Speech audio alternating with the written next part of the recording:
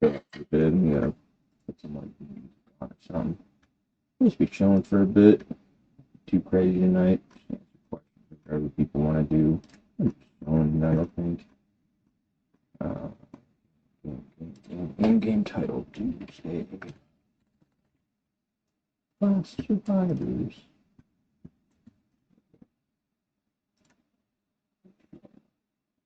Oh shit. Oh shit.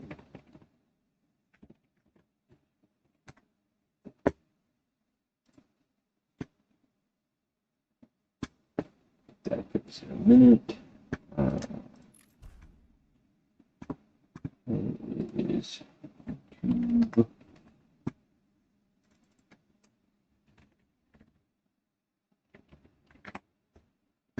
Okay, let's see. Oh, that's my elbow. My elbow about.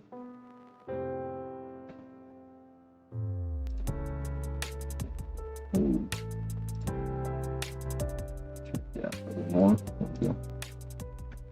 There we go.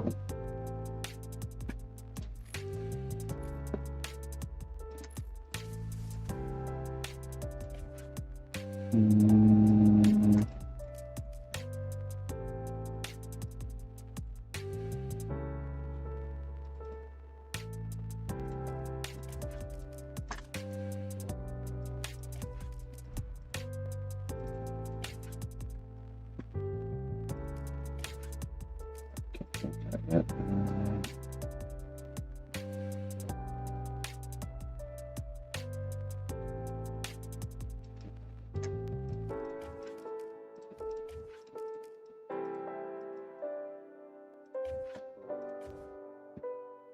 many people. No. Yo, what's up, crazy? How's it going, buddy?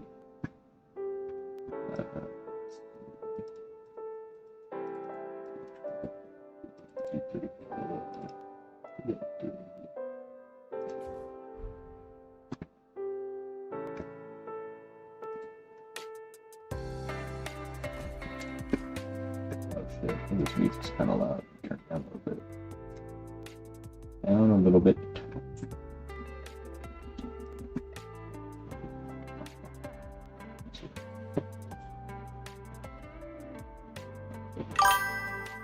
Maybe get it up.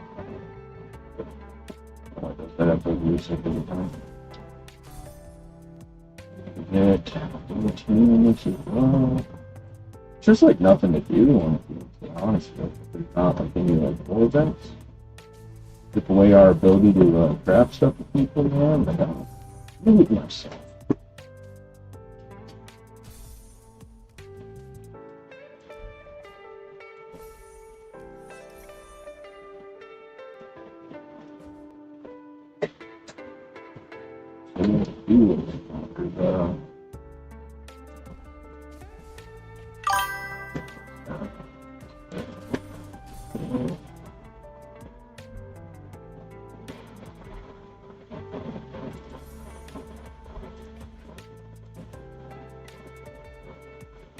Covering can be matched at 59 Ian Pompeii. Oh god, that is bloody and brutal. I've only had that misfortune a couple of times. I did not miss it. I already hear that, man. Our Pompeii was steamroll. Took all but like 7 minutes to figure out the game. 5B versus 12B. Were you guys on a win streak at all? You guys win streaking? We usually go like on a 9 or 10, well at least a 9, like a 9 to 11 win streak, and then everybody matches up when someone that's just way too strong.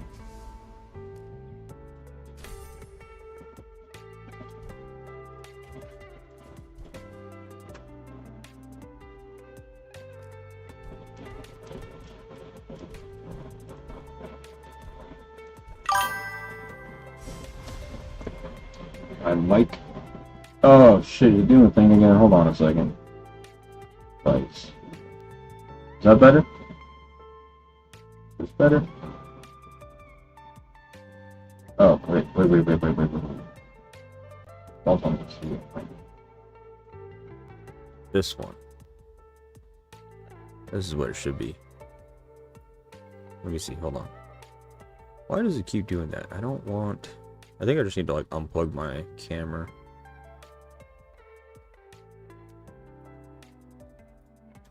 Hold on.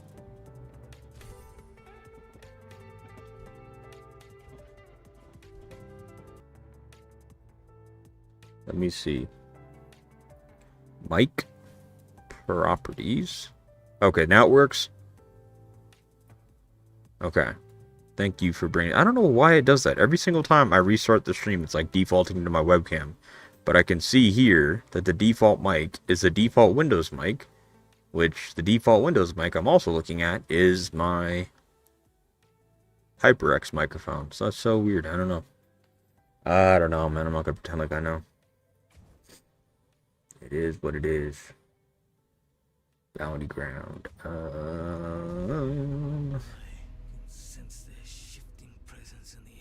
I wish you could have Beast and Bounty Ground. If I could have Beast and Bounty Ground, I'd probably have a lot more fun playing it. Can you have Beast and Water War? I haven't done Water War in God knows how long. Does Water War let you have Beast in it? We're at 8.6 billion. We gotta get this down to like 6 point something here. 8.6 bill. How are we at 8.6 bill? Who have we picked up? I guess Spessie's back. I think Roxas was this last time, right? But Spessie's back. I think this, yeah, he's a visitor right now.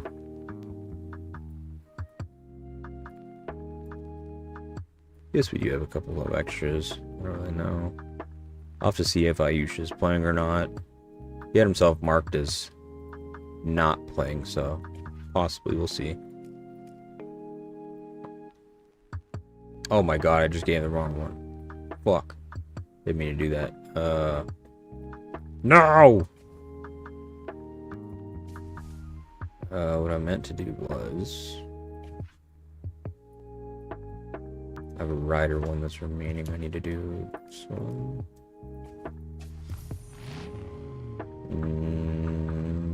Ranking. Strongest hero, CHPK. He has an infantry. Yeah, I don't know why I just gave that as an accident. Whoops. What's up, everyone? I have a question. Is a super weapon always active when you have at least Wolf 1 or higher? Because I was always having thought of it. I am watching the last stream. Yeah. Your super weapon's always active. Doesn't matter whether you're leader, the support, whether you have 1 tier or 4 tiers, 2 tiers. Doesn't really matter what you have. Yeah, it's always active though. It's always active. There was a question in the Discord, I think, that was asking if it was support, if it was active or not. I think I sent the screenshot in there yesterday that shows that it is, like with Ethan's support. So, yeah.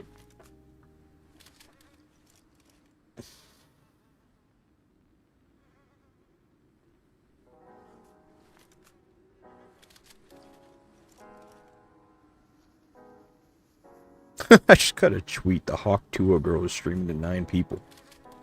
Girl fell off. I guess that's what happens when you rug pull your community. Like this, for example. Yeah, it'll always be active. So, in this case, yeah, your basic attacks will have a 30% chance to inflict charm. And, reduces the damage reduction is what happens by 5%. Or reduces damage dealt by 5%. So as it goes up, it'll go up to 15%, but your basic attacks will still have a 30% chance to cause them to reduce, or cause them to deal 5% less damage. So yes, this is always active. What are you planning to do? Trial will be active. You should be able to see it in your, battle reports. Speaking of battle reports, I need to look at this from Pompeii last night. While I was running Boyd and Rick, just to try it out and have fun with it. I really wish we'd taken a rally though, but we didn't. You go into Elite or Fearless Warzone. I don't know. We never really target anything. We just kind of register with what we got.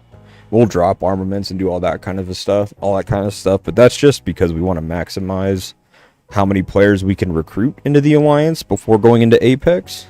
So... yeah, we don't really do that to like target like a specific bracket or nothing. It's just to avoid Apex and to increase the amount of space we have to recruit and whatnot, and also bring in guests and stuff. But in terms of whether we end up in Elite or Fearless, it really just kind of depends. We'll register with what we have, and then it just depends on what other alliances do. Like, there have been plenty of times that we've registered and been, like at the bottom part of Elite and, like, the last 15-20 minutes. And then after registration closes, because so many alliances, like, register last minute, we'll get bumped down into Fearless. So, it just, yeah, really just depends. Yeah, bro, I'm playing. Just didn't get the time today to log in. I've been studying for my exam next week. Yeah, no problem. I remember you talking about your exams and stuff that you're doing. And, well, really, the both of you are doing. So I was going to message you just to make sure that I didn't miss a message. I've been busy myself, so it's easy for me to forget. Easy to forget. Yeah, so we just registered them wherever it puts us, it puts us. So we're at 8.6 now, but everybody will remove the armaments and beast ships and garage and all that kind of stuff. And we'll probably end up around like 7.5 or something like that is usually where we end up after removing everything. And then, yeah, we'll just see where 7.5 lands us. Like right now, 7.5 is 23, but 7.5 after you get all these alliances registered is usually somewhere around here. So who knows? We'll see where we land. Probably it'll probably be Elite though. We have a couple extra guests in the alliance. Like Cog, for example, is a guest this time. OOO and Ghost. They were in Tits, but with the Tits migration or whatever that they did, they came here instead. So they're with us. I think we have a couple people that sat out that are actually playing this time around. So what's up, Ivan? How's it going? So heading to bed, but saw you live and came to see what's going on at 6 a.m. here. Oh shit, man, you gotta go to bed. I tend to get the alliance to lower Gs because we don't quite have the power to support the higher Gs. It's the exact reason why we don't go to Apex. We can play Elite. Obviously, we can play up for Fearless, but I just I don't have the ability for us to hold our own in Apex. And if we can't hold our own in a bracket, I don't want to be there. So that's why we try not to play Apex at all. Hey mate, this feels like a good report, but I don't know why field fight. What do you have? Are you trying to figure out like why this is a good report or like what happened here?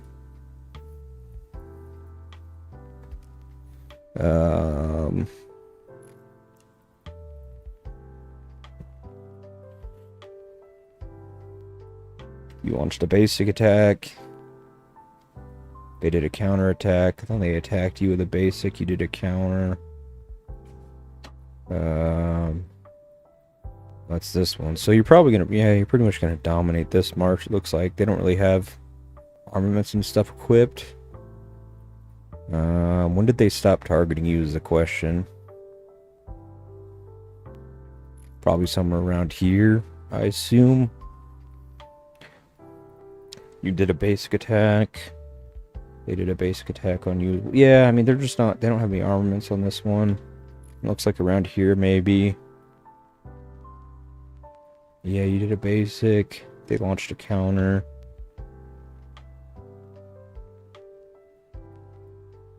Yeah, I don't know. That one probably not. Let's see. Let's find some harder people. Choupette. Choupy. Yeah. AoE. He targeted you. AoE. I mean, it looks like it's a good report just because the people that... Like this guy that's fairly weak, the general. Like you ripped him to shreds. I mean, the overall report has it at 1.4 mil damage dealt. And 1.33 of it came from you just beating the shit out of this guy that has no armaments. So...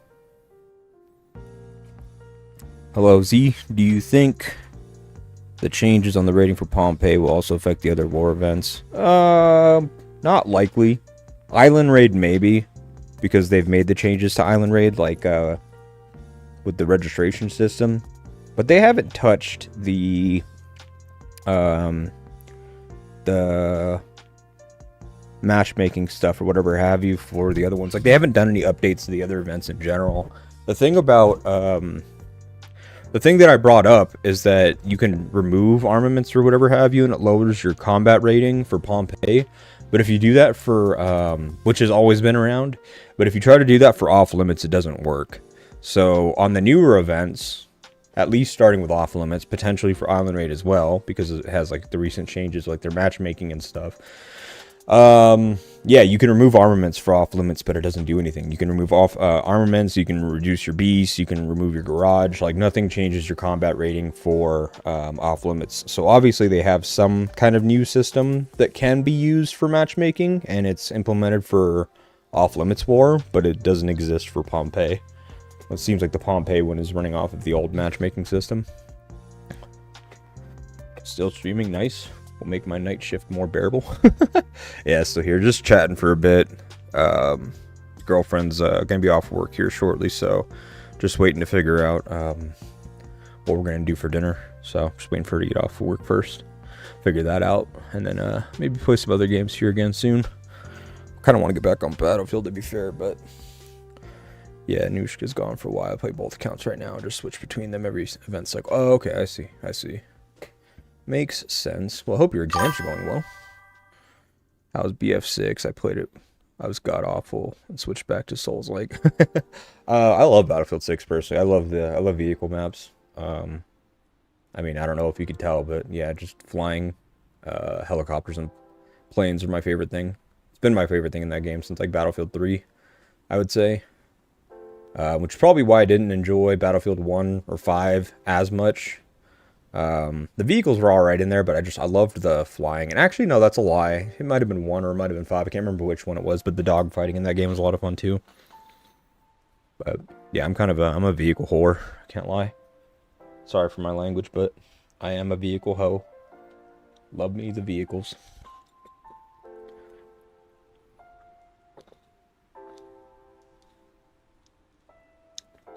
Also 30, man. I'm not in my prime of shooter games no more. Not no more. Probably have to chill and play some like League or something like that too. Who knows? But I'm here doing this just because I'm trying to figure out what to do. Like there's just not much to do on this game while what's it called? While Island Raid and all that isn't active.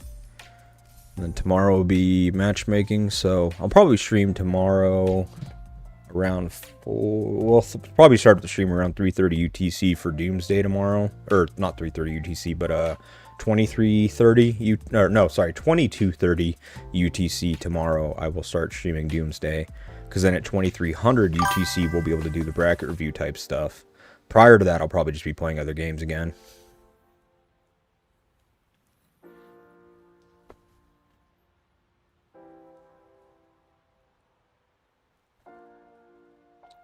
Golf course, huh?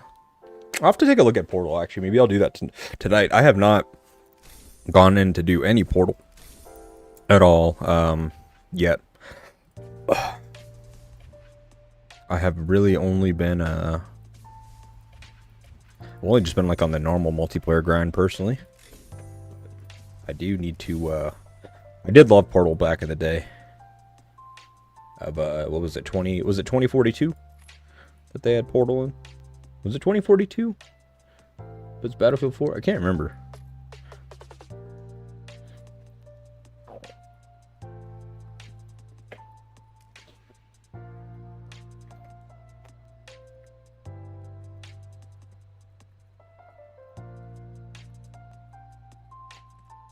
Chasing.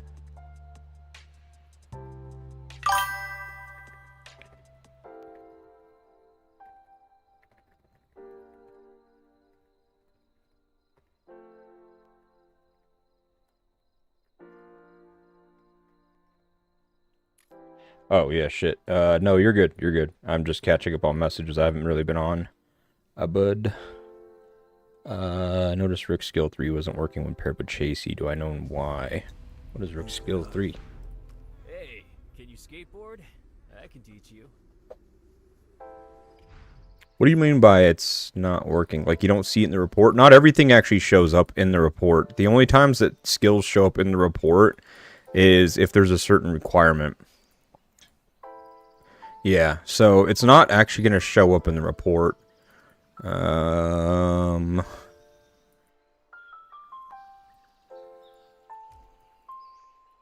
Yeah, because there's nothing that's like triggering it. It's just a flat buff that they had. Yeah. Yeah. So you don't see all the skills of every hero in every report. What it is that if you have something like, for example, when garrisoned, right? So because you're garrisoned, it'll say that you have these stats, like freestyle should be listed on there. Is this a garrison report? I assume this is a garrison report, right? Yeah, this is a garrison report. So because you have met the requirement of this skill, because you are in a garrison, it's going to proc this and have it active starting at 1 second. So the game detects, hey, you're in a garrison, so freestyle needs to be triggered. See, has been triggered for the battle's duration.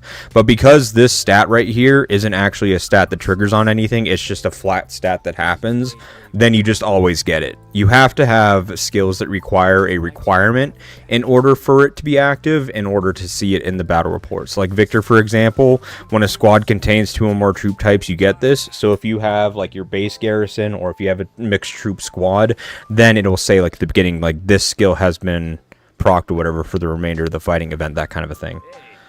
So that's the reason why you don't see it in there. It doesn't show all the flat stats and stuff. It just shows when the skills that have a requirement have, like, when you've met the criteria for that requirement, basically. So like when garrison increases damage to rider squads by 5% is a requirement. You need to be garrisoned. When not garrisoned or in a rally, increases infantry squad attack by 50%. So if I'm in the field, I should see omni surveillance proc at the beginning, that kind of a thing.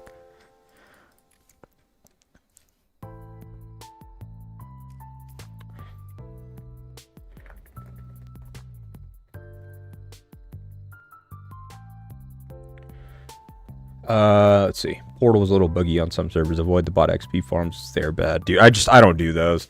I was giving my my old roommate that we were playing Battlefield with, Captain Crow. I was giving him shit because he was in the squad earlier, and we saw him, like, when we logged into Battlefield before I started streaming and stuff. We saw him logged in and playing on an XP server, and I'm like, bro, what the fuck are you doing? Just play the game. Use this code for the large conquest map so you can search it easier. Love it. Oh, okay, sick. Let me copy this code, actually. Thank you. Yeah, no worries at all. Appreciate the question. It's a good question. I actually get that question a lot more than you may think. It's not something they make obvious, that they make clear about, like, criteria or whatever required skills. Yeah, I would say, like, criteria required skills. You just need to meet a criteria in order for them to proc. They don't really talk about those anywhere in the battle reports or battle report information. So, does the AoE damage increase on Ethan's Awakened skill apply as skill damage increase when hitting single targets? Yeah. So if the skill itself is an AoE skill, then it increases the damage of it. And the way that AoE skills behave in this game is that you could be hitting a direct target or whatever have you, but it's not like you're targeting them per se. It's just that, like, it's going to cast this skill in an area, and then whatever marshes are, like, detected within there, it's going to set an order of hitting them, basically, with your primary target being the first priority to hit, and the rest of them kind of following suit. But yeah, just like AoE skills in general, they don't actually target people. So, deals damage in a circular area, that kind of a thing. Then it just, like, it goes through, like, a targeting, or, like, it just picks targets basically within that area. But anything that deals damage in a fan area or in a semicircle, in a circle, that kind of a thing, that's where it'll get the AoE buff. So nearby enemies also procs that. So, yeah. Let's go here. Does the purple bull and gold pango are good at the beginning? Because I've run it today and don't know if I should run it more or rather switch to awaken purple pango. Is this a rally report? This is a rally report. So I would say, like, I would say just do this. just run the bulls for the rallies, run the pangos for the garrison. In terms of like the lead and stuff, you can have the pango as a lead when you're a tank rally, because technically you're being targeted by the garrison, and so it'll proc the counter on the purple pango as well. However, you don't get the bonus skill damage of the beast itself, which happens on the main skill. So like here, increases the skill multiplier to 630 when it's a rally, whereas Pango, it increases to 630 if it's in a garrison. So you get a 50% damage boost on the active skill when you're using the purple bowl. So I would just keep the purple bowls guy. And also, should I use my Felix for rallies or my Rubina? I would run Rubina. Rubina is solid. There's no reason to switch out. Rubina does great on rallies. I'm trying to figure out where to go to see. Is your Rubina like built? Oh, here we go. Oh, well, your Felix isn't done either. Well, I mean, you don't really have one awakened and the other one not. Yeah, so I mean, you could stick with the Rubina. The Rubina is fine to keep on that.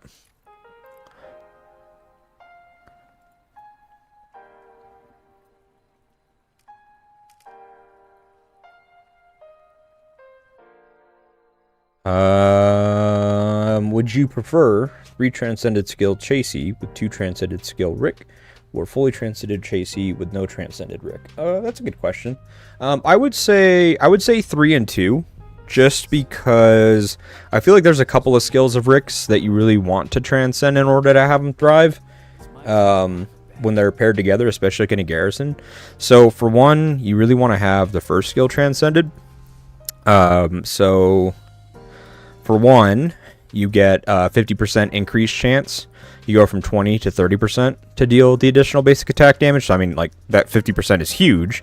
And then also you don't proc a counterattack on that, so that's just like less damage that you're going to take anyways. And then the other one that you want to do is, I believe it's this one. Let me just make sure. Yeah, the other one is this one right here. So the stunt skating, where you go from 30% attack to 35, but the other one is that you go from rider squad damage reduction from 8 to 10%, but then when you're below 50%, it almost doubles to 15%, which is just a huge flat damage reduction amount. Like if you take 15% damage reduction and you pair that with the high amount of skill damage reduction that you have from, like, if you're running like Chasey lead, for example, she has the skill damage reduction here of 6%. She has 15% here. She has another 16% there. Like, there's just so much damage reduction that comes. Chasey then also has like the charm that she can apply for the additional damage reduction. She has skill damage reduction in her kit. It's just all the damage reduction in general that you get from those two. I would do. So I would run 3 and 2 personally. Will still be easy to swarm the new rider heroes.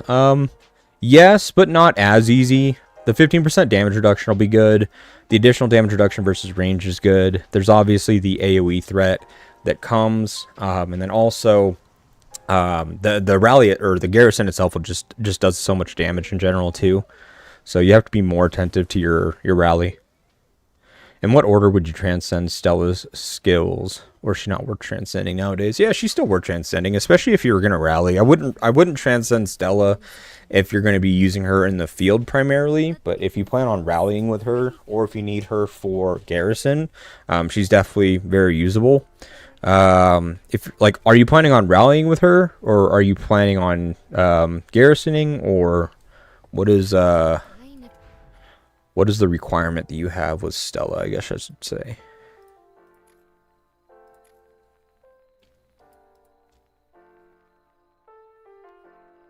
If the assistant awakened purple Pango or level 5 gold Pango. Oh, sorry. Run it. Oh, I see. Okay. No, you're good. So I would run the purple Pango until the gold Pango is level or tier 7 plus. So tier 7, I mean like this right here where it says +8, +9. I would run it tier 7 plus. And the reason for that is that if you go to a gold Beast, and you go to, actually, hold on, I think I have a Pango that we can show this on rank up. If you go to tier 7, or sorry, is it tier...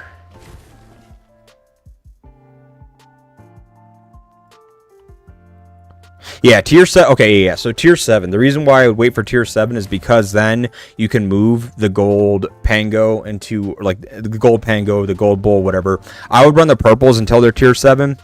Because here you can see that they go from 340% skill damage and 510% to 500 and 750. So it's a 50% increase in damage. Like if you're going to move them to a leader spot, then in front of, or I'm sorry, rather than using a purple alternative, which only caps out like 510%. So you get a huge damage buff again by doing that.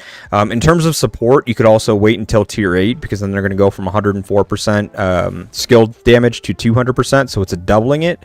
And then it also reduces combos. So 7 if you want to put them in a lead position, 8 if you're going to keep them in support.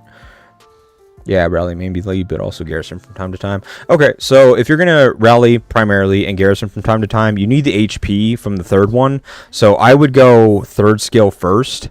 If you're going to be garrisoning more often than you're mentioning. If you're not going to be garrisoning more often than you're mentioning, I would go first skill and then, well, rally priority. I would go first and then, let me pull this up. I want to make sure it's either the second or the fourth. 1 second. Or we'll stack. Okay, yeah. So if you're planning on garrisoning primarily, I would go third skill, second skill, then first skill, right? That if you were rallying primarily, then you want to go first skill, second skill, fourth skill, then third skill. The third skill, you don't need the HP to not be rally restrictive unless you're going to be using her in the field or garrison. So if you're going to be using on garrison, you need to have the third skill done. If you're rallying with her, not worried about garrison, then you can do the third skill last. The second skill is nice because you go from like 32% to 50% chance to stack War Wheel, which obviously you need for proccing final performance. So you want to do that second, whether you're focusing on a rally or focusing on garrison, doesn't really matter.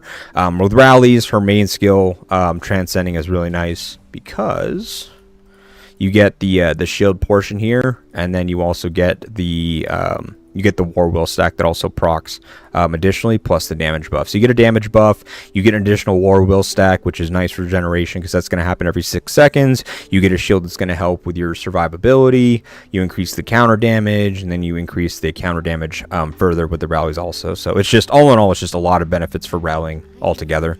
So if you're focusing on garrison, third and second. If you're focusing on rally, go first, second, and then fourth and third. Did they change the rating now? What do you mean? Oh.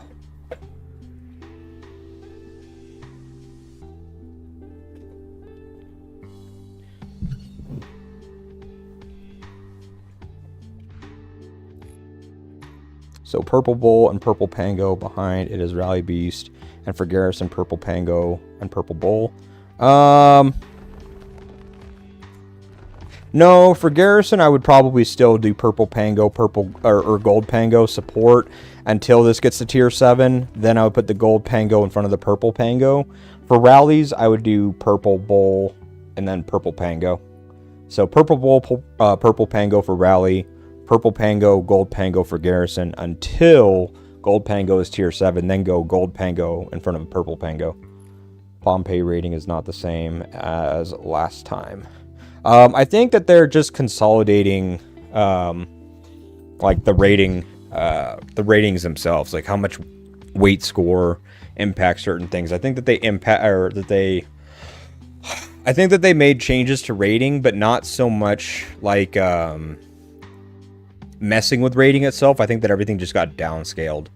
So, like for example, if 1,000 T6 troops used to give you 1,000 rating, I think they downscaled it now to where 1,000 T6 troops give you like 750 rating instead. It seems like everything just got like downscaled.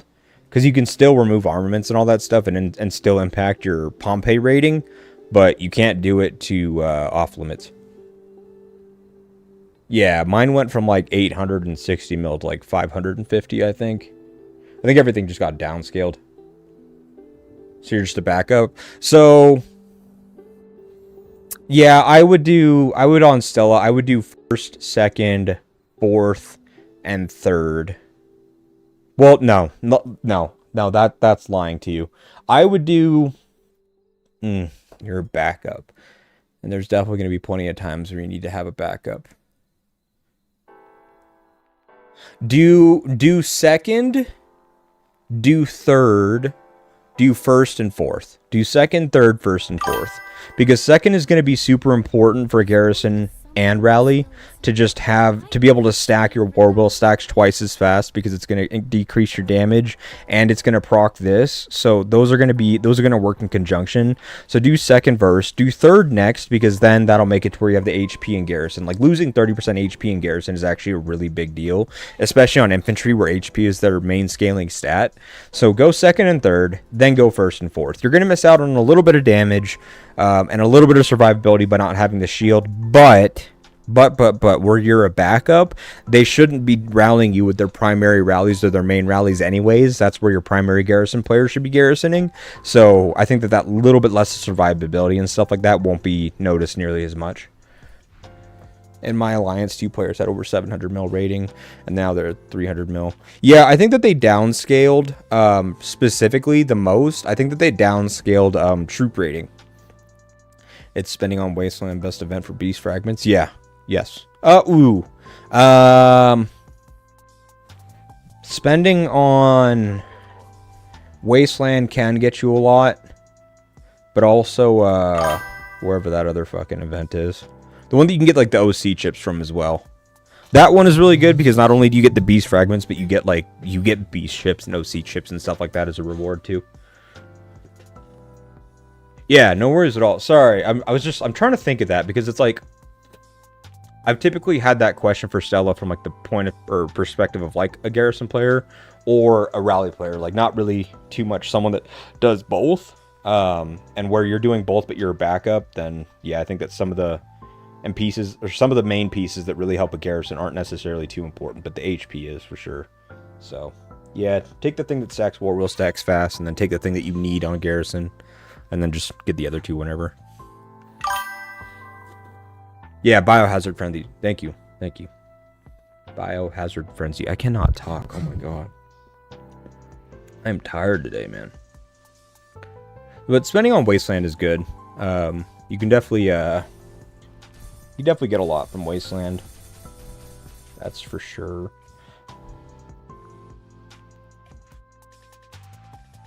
I don't have it in me to try to chase this.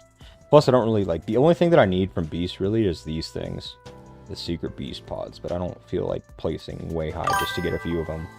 Like, you get first place just to get one copy. I'm good on that.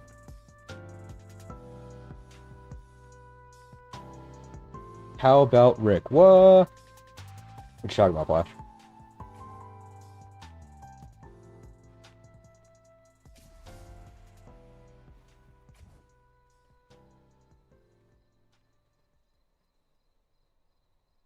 Need to transfer RSS as well sometime today.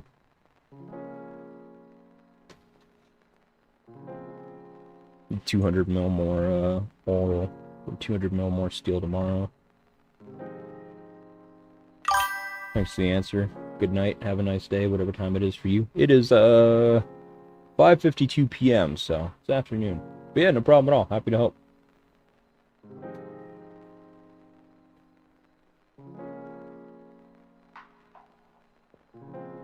Transcending only one skill, which is best. Your first skill, because I could show you.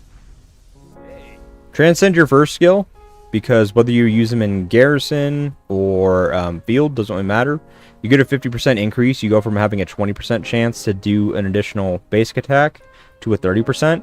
And when like that's his whole like main kit is like dealing this damage bonus damage on basic attacks and having the chance to be able to proc basic attacks or additional basic attacks to have that happen, a 50% increase to that damage just increases his whole core kit basically. So that would be your most important one. Can you show your infantry item, the refinery one? Yeah. There you go. I have 16% damage reduction, 8% damage, 16% attack. Those are kind of the main highlights. I think I have attack on these two. Damage reduction also, and then I have squad damage and squad damage reduction on these two pieces.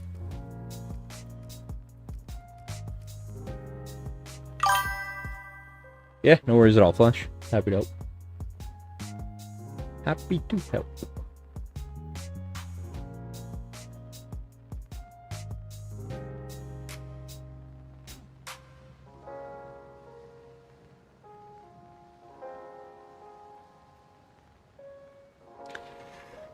Holy moly. 5 more minutes and I can figure out what we're gonna eat.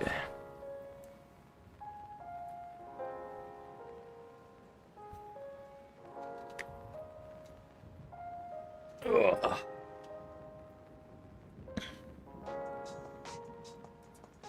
Anyone doing any merges or anything for Island Raid, or looking forward to it in general?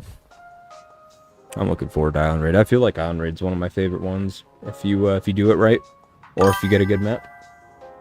That's a lot of damage reduction. Yeah. I look to my beast to do a lot of my damage. I look to Ethan to do a lot of my damage. So I stack a lot of damage reduction here. So I got 16% here, but then I also have a 17% here. I have a 13.5 and 3.8. So I get 17.5 here, 16 from the other one. So it's like 34%, 33-34%. So, and then I have a decent amount of block. I took a lot of the block off, but yeah, 240. So I only have like 910. I used to have 1200. But yeah, I just stack a lot of damage reduction, and then also I kind of go the same way with my garage. I have a 3955 block, I think. Yeah, 3955 block, but I only have like 2955 firepower. So I have 1,000 more protection. So yeah, I pretty much just do like a ton of damage reduction, and then I look to alternative options to deal more damage. So whether it's like increase or decrease in the enemy HP through Marco or Claude or anything like that to kind of be able to kill more troops with less damage, or shields from Boyd and stuff. Because if I reduce damage by a ton, then that just means that all these shields that Boyd has just last longer because they don't deal as much damage to them. So yeah, it's kind of like multi-parted. There's kind of a few moving pieces to it as to why I do that. But I'd say the main part is just like, yeah, to keep the shields up longer.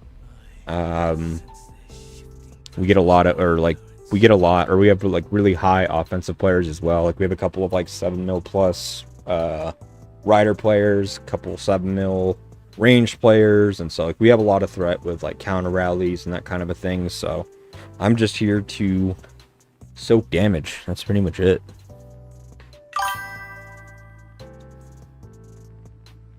Squad damage is affected by enemy damage reduction. So the way that it works is that the game will total up the amount of damage that you should be dealing after attack, squad damage, skill damage, basic attack damage, counter damage, lethality, firepower. Like after all of those buffs are accounted for on the offensive side, it comes up with a total final number of damage that you'll deal.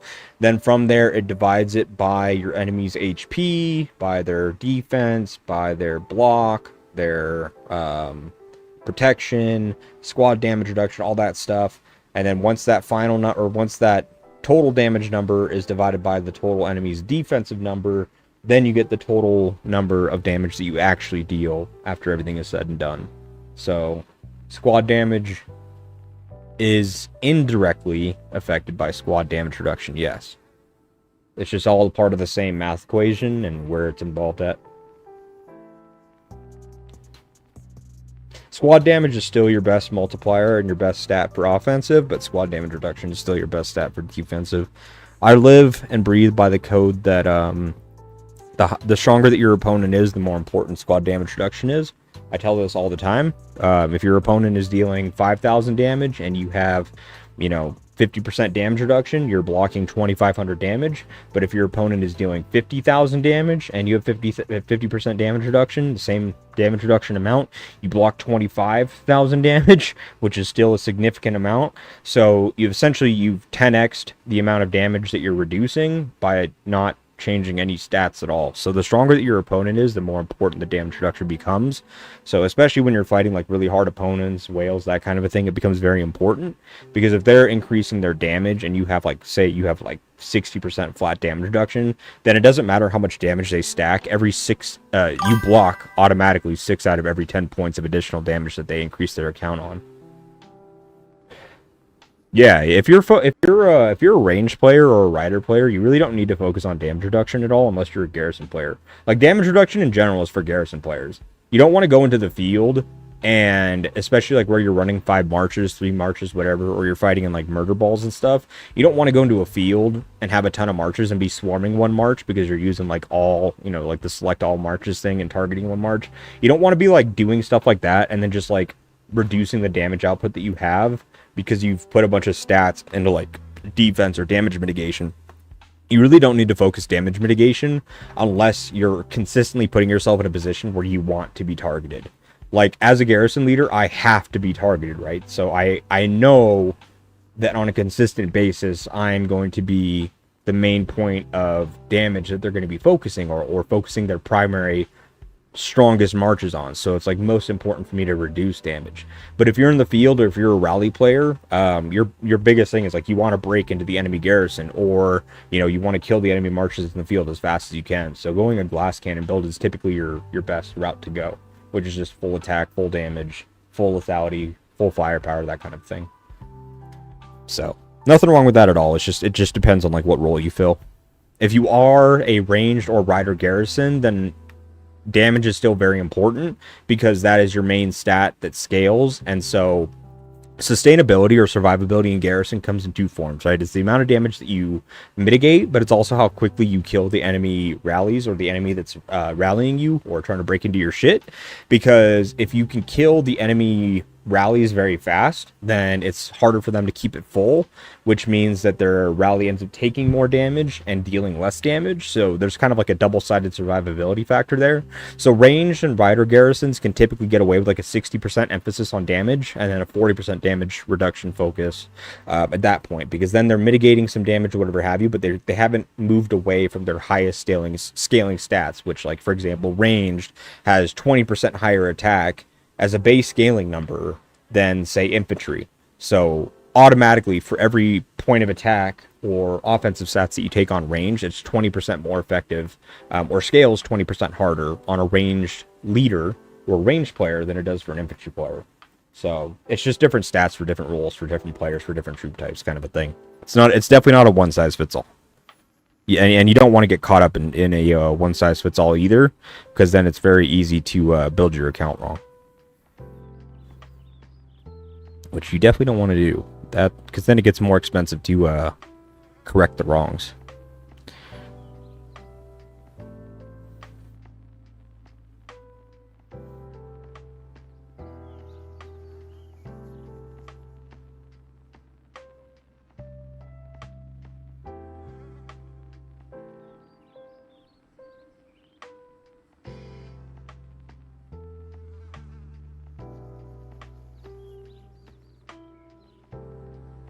Sorry, by the way, I'm just responding to an email. DLS, what happened to ARC? I came over, so my girlfriend gets off work. She should have been off work a couple minutes ago, but she's probably on a long call. When she's getting off work, I have to try to figure out what to do for dinner, like what to order and stuff. So I let one of my buddies take my spot, and just kind of chilling and doing this for a little bit while I order food, wait for the food to get here, eat dinner, that kind of a thing. So just chilling for right now. But I'll be back on Arc or Battlefield here soon. What's up, Doomsday? How you doing? Good, man. Good. How are you? Good, good, good. All is well over here. Hope you're doing well, too. Business continuity analyst position. Sure. Here's my resume. Take it. Would you please show me your TC events? What do you mean, like, you want to see me in TC? I'm not competing for TC, if that's what you're asking. I'm not a rider player, so I'm not competing for it currently. I haven't done anything. Very minimal. I'm saving. I'm not competing for TC. I already got Rick. I got him awakened, and I got one skill transcended from doing the last one. So I got what I wanted or needed out of him. Good, man. Good to hear. Glad to hear you're doing well. Appreciate you being here.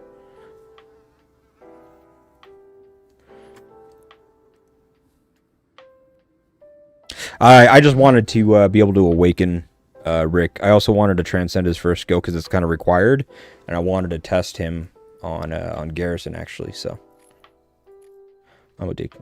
Oh, no worries at all, brother.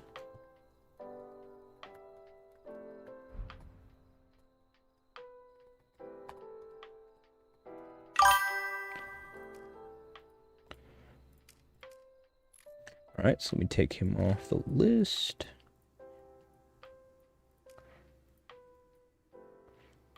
I think that should be, yep. Okay. Stream title really grabbed my attention to check out your stream. Oh, appreciate it, man.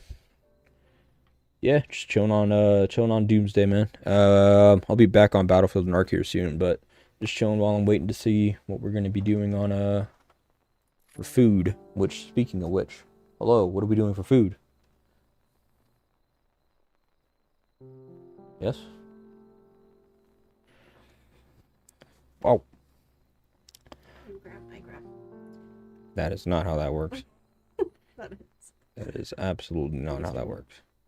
Yeah, kind of, but taking a kind of a chill break, just chilling and chatting while I work with you to figure out what we're eating. Chilling, chatting, and applying. Hungry? Booty? Alright, see you guys later. Thanks for being here. No, just kidding. Okay, so like, what are we actually eating though? T60.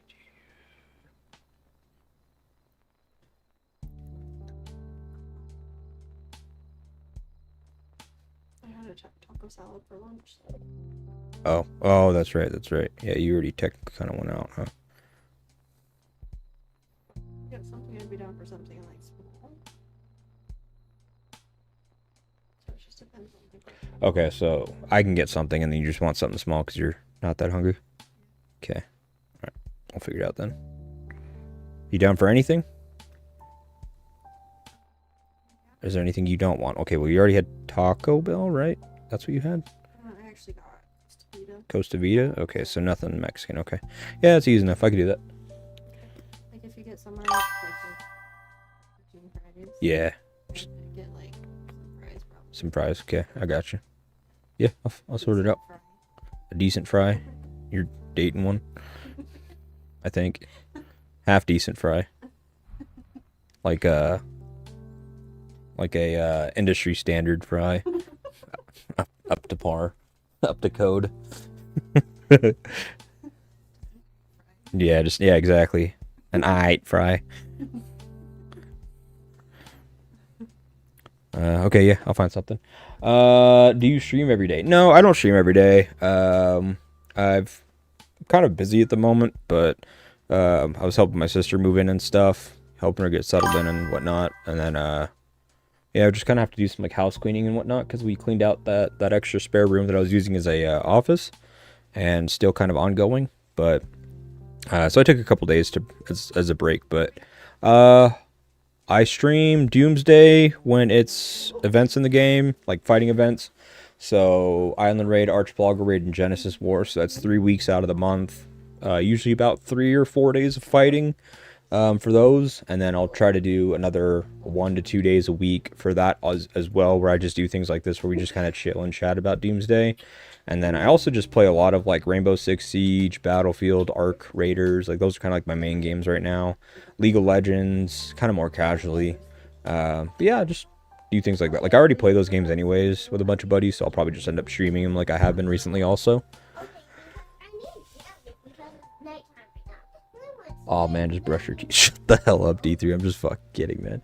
Z, you need to start doing some cooking streams, pastime, and also do dinner. Yeah, I love cooking, actually. Fun fact, I did culinary school for a couple years, or chef school for a couple years. Um, I love cooking. Cooking is like my favorite my favorite pastime. And I've talked about it. Like if I wasn't in tech, I'd want to do I'd want to go back to like culinary school and go be a chef. I love cooking. It's like my favorite thing to do. So yeah, I'd be down to do that. Maybe something to look at to do in the future. I really want to see Rick, both Rally and the Garrison. Yeah, we still in the midst of getting that. We have some players that are rider main players in our team that are finishing out Rick to be able to do that. AZ, great breakdown on infantry garrison pairs. Yeah, man, thank you, appreciate it. I need to make some other videos and update some stuff there. I'm still working on my beast one. I'm actually waiting for a reply because I sent a message to the development team and I basically asked that I wanted to know what changes were made to counter and combo that were in the update that they mentioned, and because that's a big part of my video itself. And I pretty much just told them, like, I can't put this video out until I know, like, what changed, because that's, again, like, a huge part of the video that I was already in the middle of making, so please get me that information. And they're like, yeah, we'll get you that information, and I just haven't heard back, so we'll see what happens. Actually, I'm a co-streamer.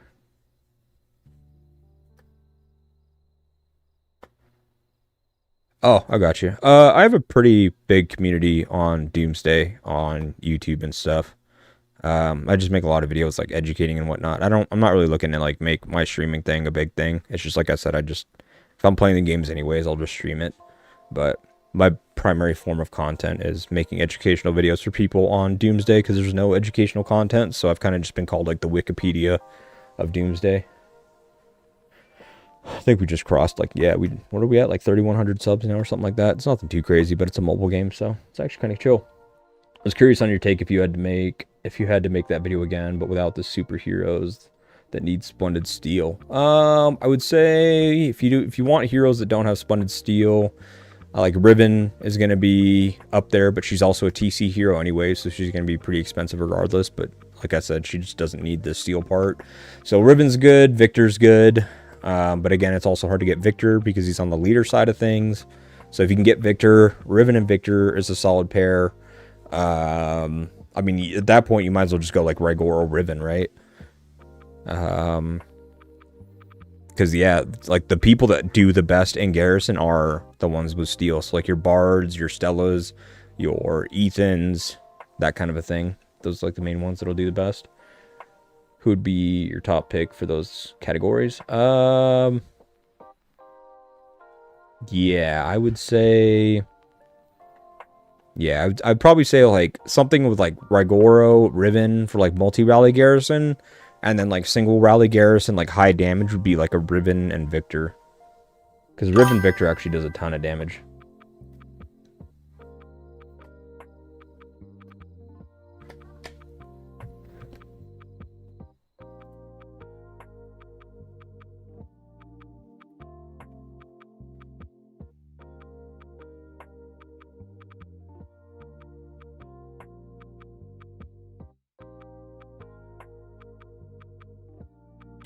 Yeah, I mean, we could discuss it by solo, but like I said, like, if you're looking to, like, grow your stream or whatever have you, I'm probably not the best person to talk to about it, because I'm not here to turn my streaming into a full-time job or anything with, like, a high time requirement. Like, I'm, as a full-time dad and as, working on the tech side of things, like, I'm already, like, super busy anyways. This is kind of just a pastime for me. And it's thanks to these guys, like what are we at, like 25 or 30 viewers or whatever on YouTube. Those guys on YouTube and stuff that have gotten me here. Like if I stream Doomsday during a war event, it'll hit like 100 viewers or whatever have you, or like peak around there. So it's pretty solid. But I mean, like I said, I wouldn't have any of this without them. All this is because of them. It's nothing too crazy on my part. I just educate players. I am blessed because of them, brother. I used to do Twitch streaming a lot, like a decade ago. That was when I was like really, really into it. Isabella pops up after a few days ago. I do have a buddy that's, I would say, streams like all the time. I think he streams like every day of the week, but I think he only has like 150 followers or something like that. I don't know if he's really broken into the YouTube side of things.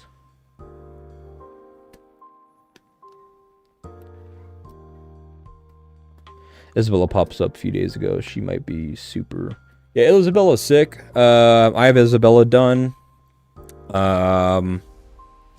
But oh my god, fuck these guys, man. They're strong ass 112 mil combat or 112 mil rating marches.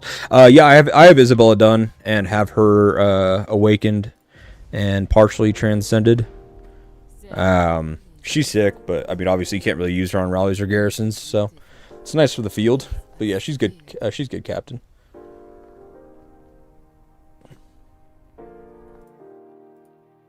D3. I'm serious, man. You guys are freaking awesome, man. Can't thank you guys enough. Like I said, this is kind of a pastime for me, but this is almost like my zen as well. Like to be able to just like jump on here and just, you know, talk to you guys about Doomsday and shit like that. Like that's like comfort for me, because it's something I can almost just talk about with my eyes closed. And you guys are so attentive and just like, I don't know, very interactive as a group too. I think all the other Doomsday YouTubers have said it, man. Doomsday community is like one of the best communities by far I've seen when it comes to YouTube and streaming and stuff like that. Very, very fortunate. Very good. I'm jealous. she's expensive, man. She's expensive. Username on Discord is the same thing as Twitch.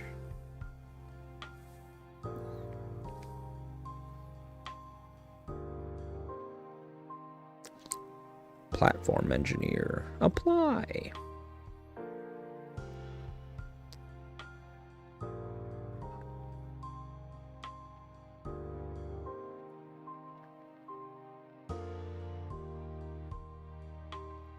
Sorry guys, I'm also like applying for jobs at the same time while doing this because I'm looking for my next tech project since my last tech project came to an end. Been busy with interviews and stuff, but just like every other project, you don't ever stop applying until you land the next one, so.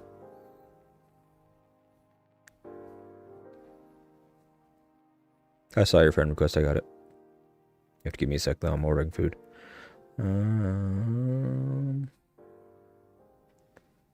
Project manager.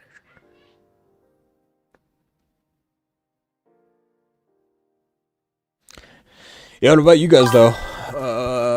Memes of the day. Bella was abandoned by her Leo and went searching for Rubina. Oh yeah, dude, I got the Rubina skin too, actually. I don't know why I got the Rubina skin, bro. Like, I don't have her leveled up for jack shit. But I ended up with her. Not even on purpose, I just ended up with her.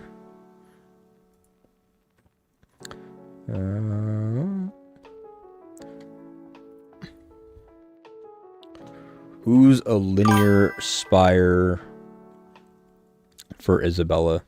Like, do you just mean like who's comparable to Isabella, or like who to pair her with?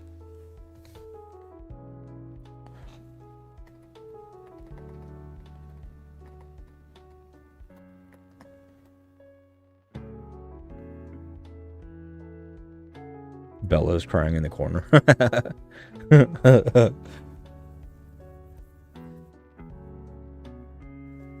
Yeah, I saw your friend request by Solo. When I get on Discord, I'll accept it, or I'll talk to you on there.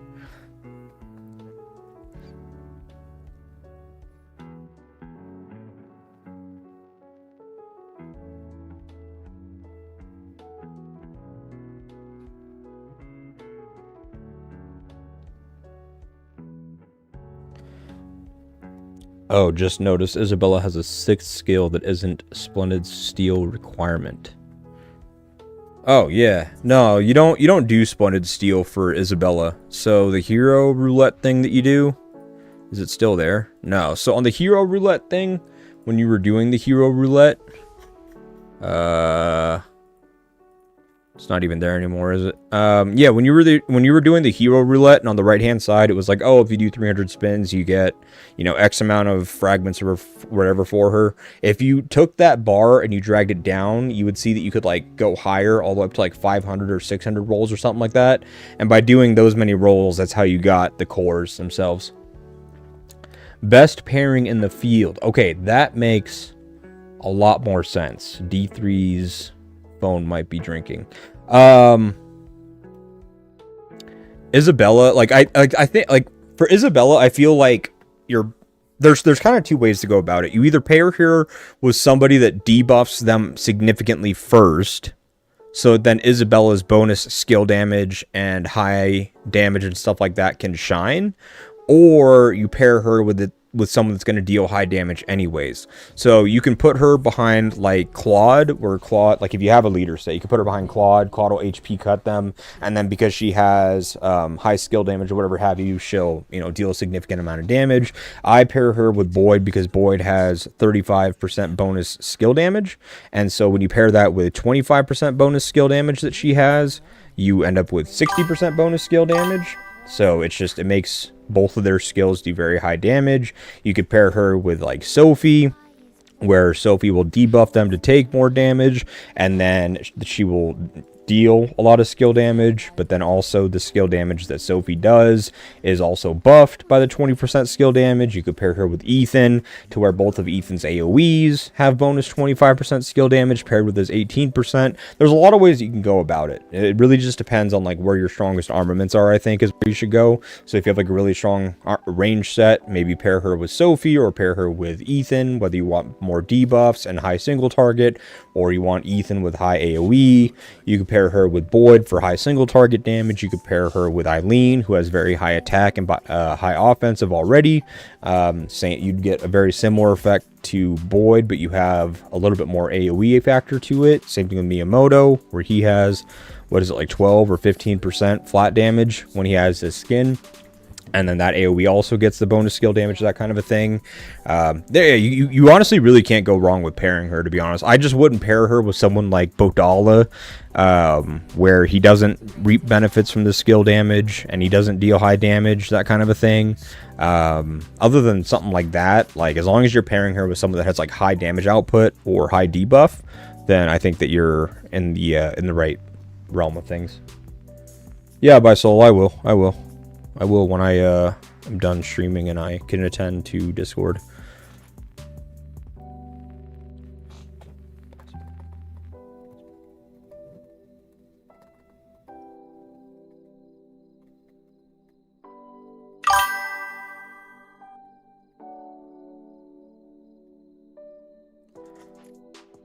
Things today I'm late.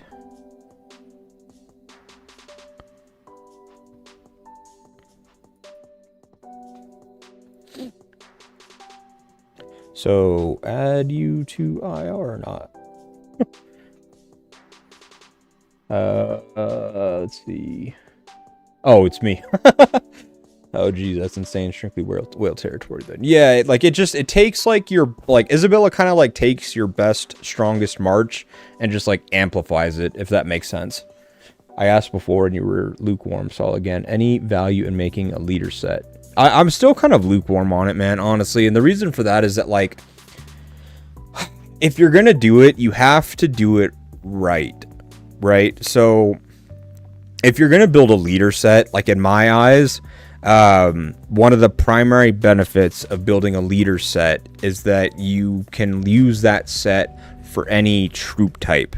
And the reason why that should be like your main goal or your main focus is that if you do build one that can work with any troop type, then it doesn't matter what hero like IGG brings out, whether it's rider, ranged, infantry, doesn't matter. You can get any hero and put it as a secondary to that leader and it'll perform exceedingly well. It's kind of like the benefit of like if you have a Victor and you build out a leader set and you have nothing, like ignore the infantry stuff, but if you have like squad, like say I was going to have a leader garrison set, I would just have squad and garrison on every single stat, because then it doesn't matter whether I pair him with Boyd secondary, or if I pair him with Ethan secondary, or if I pair him with Rick or Chasey secondary.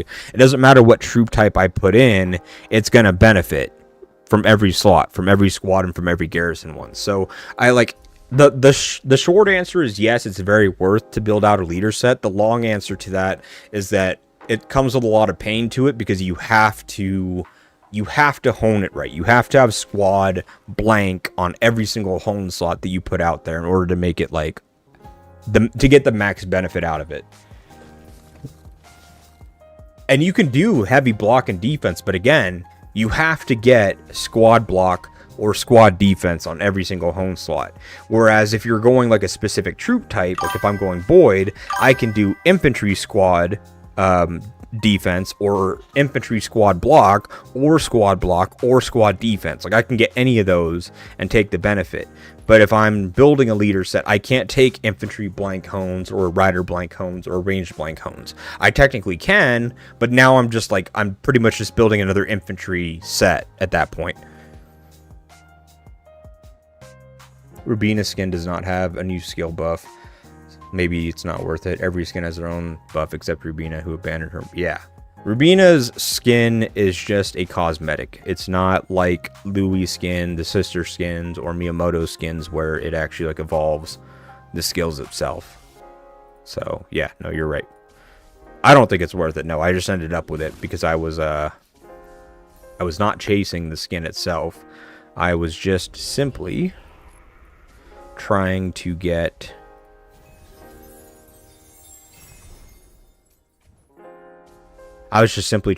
the OC chip frags, and then also some of the Secret Beast choice pods as well.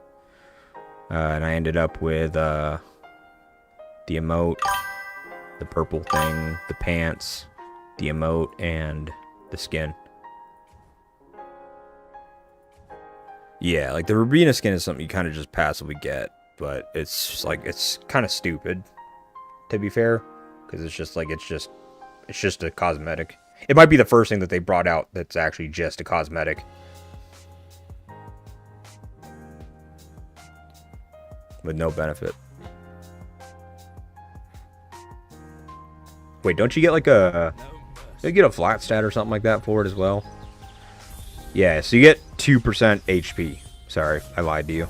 You get 2% HP. Can I sell the skin and just get the Miyamoto one, please? Could I like send him a ticket and be like, yo, take my Rubina skin and give me the Rubina or the Miyamoto one? I don't want the Rubina skin at all. Please take it.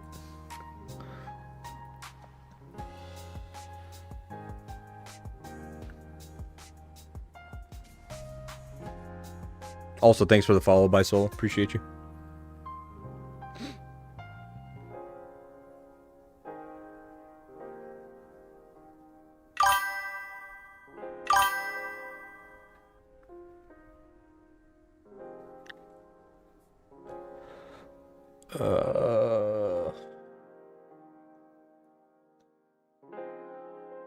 Stop. Don't tell me about Miyamoto. I'm an infantry main. I know, man. I want the Miyamoto skin so bad, dude. I can't believe I missed out on it. Do I do account reviews? Yeah, I always do account reviews. Always, always. Send me a arena report or send me an entrustment and we can take a look for you. Either one works just as well.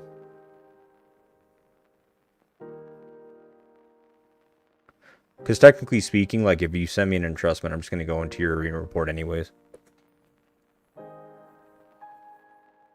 Do.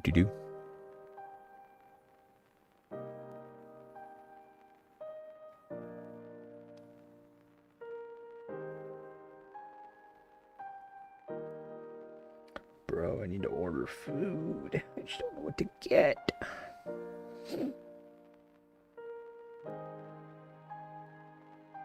What am I feeling? I don't know if I'm feeling like a burger or something that heavy. Let me get like a sandwich or something. I'll do it now. Sounds good.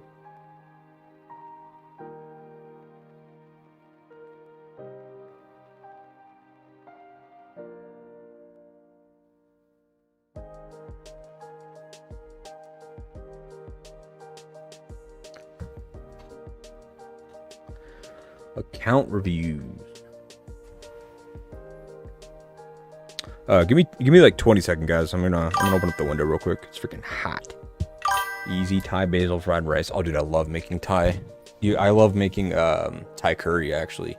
Thai basil in general just tastes so good, but Thai curry with Thai basil, holy shit! One of my favorite things to cook.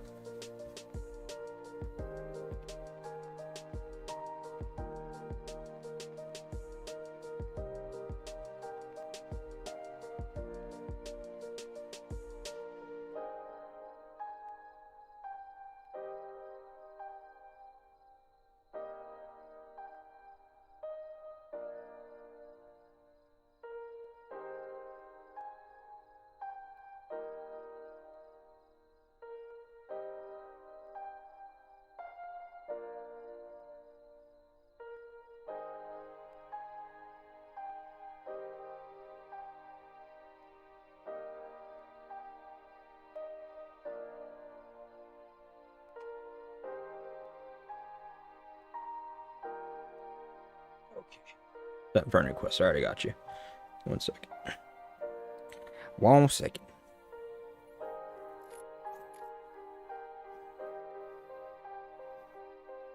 Is this you, Abood?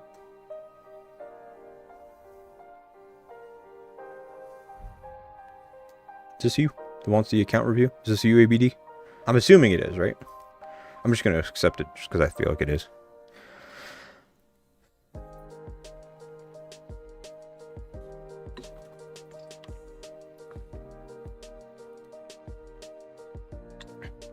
That makes the most sense to me.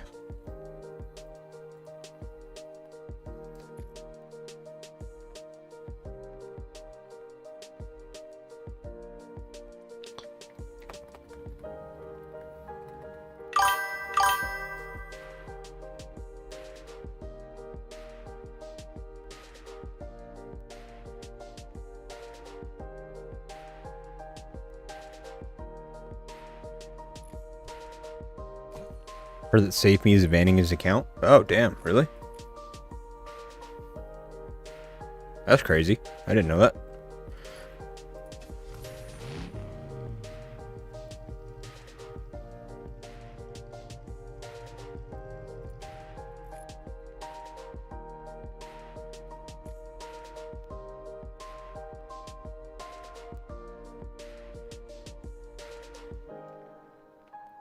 Or content Pompeii. It was really boring. It really was, and I kind of figured it was going to be. I wasn't going to stream it just because it was our first time doing through UTC Pompeii and the Alliance, and it was very hectic trying to get it organized. But then by the time we had the matchup, like, it was over in the first like 7 minutes. So if I see a matchup that actually like looks tough or like looks fair, then I'll stream it. But we knew from matchmaking it wasn't going to be. Not going to bore you guys with 56 minutes of sitting around, not doing nothing.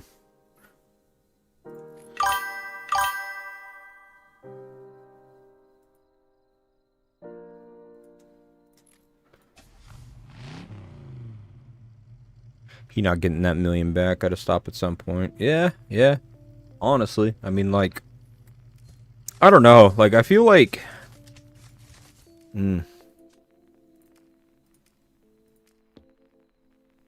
I don't know. Like, I feel like you cross a certain point where there is just like, you go from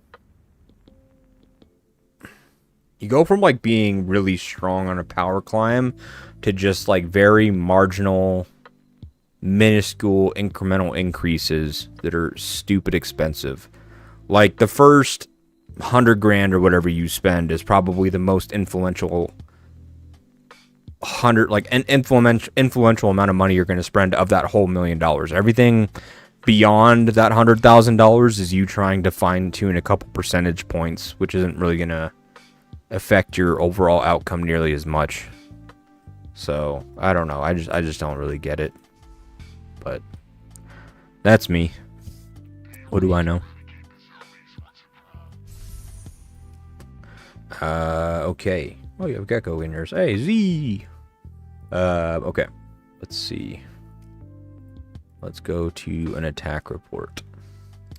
So, hero pairs, good. So you're running 4 and a leader. Are you running... You actually have a leader set. Okay, so you have 4 marches. Okay, let me ask you this real quick, ABD. When it comes to playing in field, do you just use 4 marches, or do you actually use 5, including your purple one? Because I could see a world where, like, you do use your purple, but I feel like this march probably gets messed up. And is probably filling your hospital a lot. Like, it's hurting you more than it's helping you is what I'm trying to get at. By sending this march out.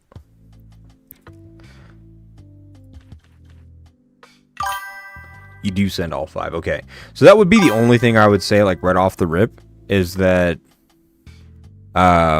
this march is probably hurting you more than it's helping you, because all your other ones are like 3.5 mil or higher, and then you're sending out one that's like 2.1 mil until I improve the last one. It's ongoing. Yeah.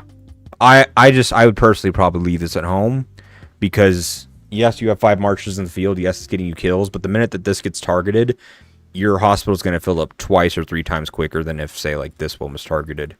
So I would almost just say, like, the benefit that you get by sending this out just isn't worth the cost that you're incurring for sending them out. I would just get this one finished out, and then after this is finished out, then start working on that 5th march, and you can start sending 5. But like, just because you can send 5 marches doesn't mean you should, or doesn't mean that you have to. That's just the one thing I would say there, because then at that point what you can do is, like, you can then take, I mean, like, Catherine actually kind of works here because it's debuffing. So yeah, like, you really don't need to run this pair at all. You could save this pair and put, like, your best armaments on it, like if you want to run like a runner squad, or like something like a Felix Elena kind of a thing, like a move speed type squad. Like, that's when you can use like Elena or something. But this is, like I said, this is probably hurting you more than helping you in the field at the moment. I would stay away from these parts and just get your rider ones finished out as soon as possible. HP can be important, especially if you're on garrison. If you're garrisoning, which I feel like you probably are with this armament set. I think you even mentioned it earlier. But if you are, then I would get the HP ones done first. If you're not, then I would get the attack ones done first. Squad equipment, attack damage, damage reduction defense, damage reduction attack, attack. Yeah, these are all solid. There's nothing wrong with these at all. Nothing wrong with them. You're a garrison main. Yeah, that works. Yeah, so you're good there. You're 17 and 18. I would pause here. I would actually get all of these other ones to level 10 as soon as you can. Then double back and get these to 20. And then come back and get these to like level 12 and then keep pushing them up. So in order, I would say get these to level 10, get these to level 20, or sorry, get these to level 10, and then get these to level 20, then get these to level 12 to 14, somewhere in there, and then just continue pushing beyond 20 on these two. Your hero pairings are good. As for your armaments, you made mention that you are a garrison primary. I would still get rid of the garrison hones, because you're still going to be using this set, obviously, in the field, and potentially rallying with them is also. So this hone, this one, this one, and this one all just don't work for you in the field. So even though you have an almost 6 mil pair, or 6 mil rider set, you kind of hit more like a 5.5 in the field. On top of that, like, the basic attack damage one I'd probably do last, but like, I would get rid of the counter damage ones first and foremost. You don't have anything that scales with counter damage. Like, it's all basic attack damage on Chasey's kit, and then that also increases Rick's side of things. So I would get rid of this counter damage first, get rid of this counter damage second, and then just start kind of, or this counter damage third, and then just kind of start working your way back and getting rid of the other garrison ones also. No, just because the middle ones are the most expensive and have the highest power doesn't mean it gives you the most strength, like, at all. The reason why it's the most expensive is because it impacts all 3 forms of troop types. So the parts in your backpack that that are in the middle, they're squad based, and like, they're just flat squad based, so they impact your infantry, rider, and ranged. So that's why they're the most expensive. But it doesn't increase your stats the most, because technically speaking, you can get 2 attacks to white for the same price as getting 1 part to white in there as well. So no, if you're like anybody that is running 3 or more marches of one specific troop type, I always tell them to do that specific troop type stats first, because you're going to get the most out of it for the cheaper price. Then double back and get these ones to white. What would you suggest for me for the parts? I'm a main rally garrison rider player. I'll take a look at yours in a second, Sky. As for Beast, you said that you're a garrison, so I would... I mean, yeah, it looks like you're doing it, but yeah, I would get the Pango up as soon as possible, run it with the purple Pango, and then try to sort out which secondary support you want to use. Pluto's really good, Otachi's really good, a second gold Pango's really good, but... yeah, I mean, those are a work in progress for pretty much everybody, so there's nothing too much to have to really say there. Yeah, I mean, honestly, everything else looks fine. There's nothing else wrong at all. Counter damage taken. Yeah. Yeah, I would work on the home pieces to get rid of any garrison homes, just so then you actually like hit like the number that you see in the field as well, and not just in garrison. And then also like that counter damage really isn't doing much for you. Also on this set, like just because something shows like a yellow value, stay away from it. Like you have 1, 2, 3, 4, 5, 6, 7. Yeah, you have 7 homes here that aren't working for you in field. So this doesn't actually hit like a 4 mil march. It's more like a 3.5 mil march.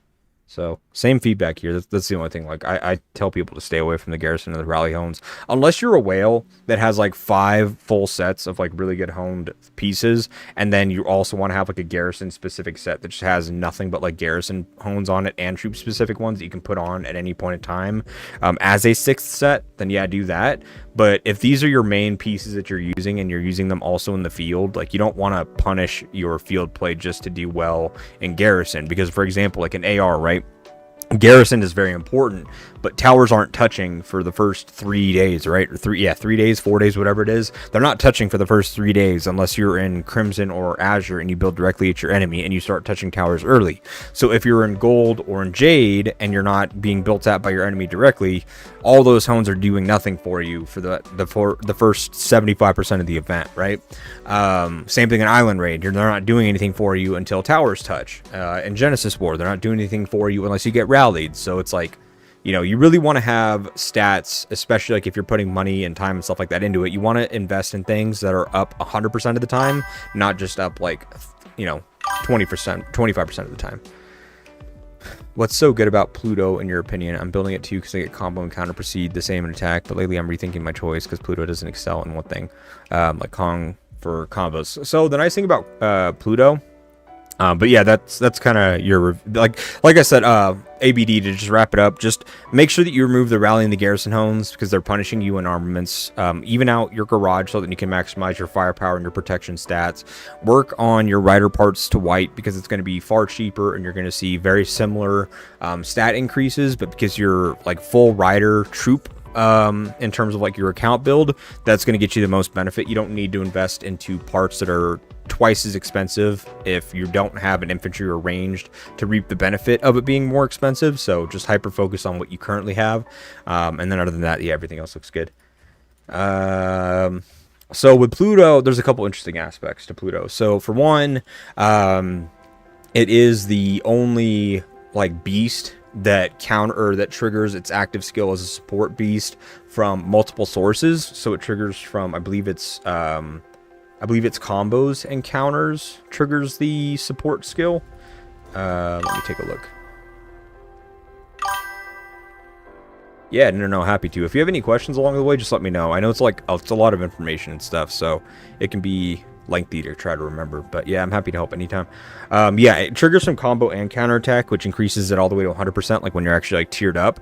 So this 50% is nice, but then you also have this piece. Now, one thing that I've kind of learned actually from running this pair is, I think it came from a zombie report. Let me double check. I think I have it screenshotted. Give me 1 second.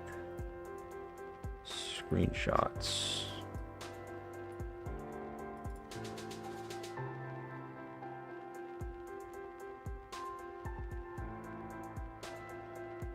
What was this one? Bleed.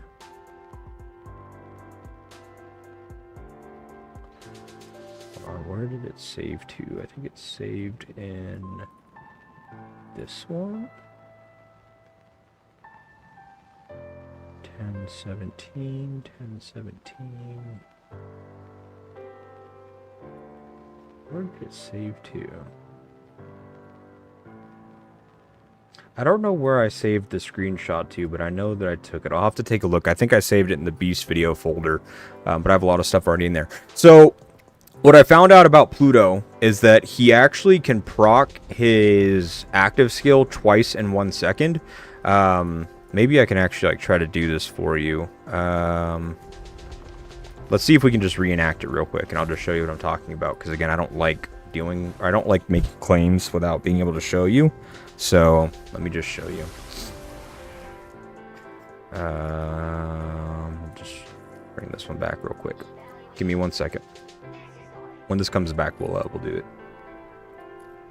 What the fuck? Is it me or did they take Boyd away? Oh, it's a known game bug. He'll pop back up in your list when it's...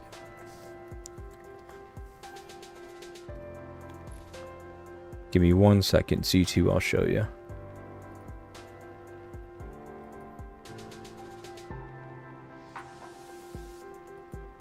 Where is a level 41 right here? Okay. So let's just do this, just do like this, I think.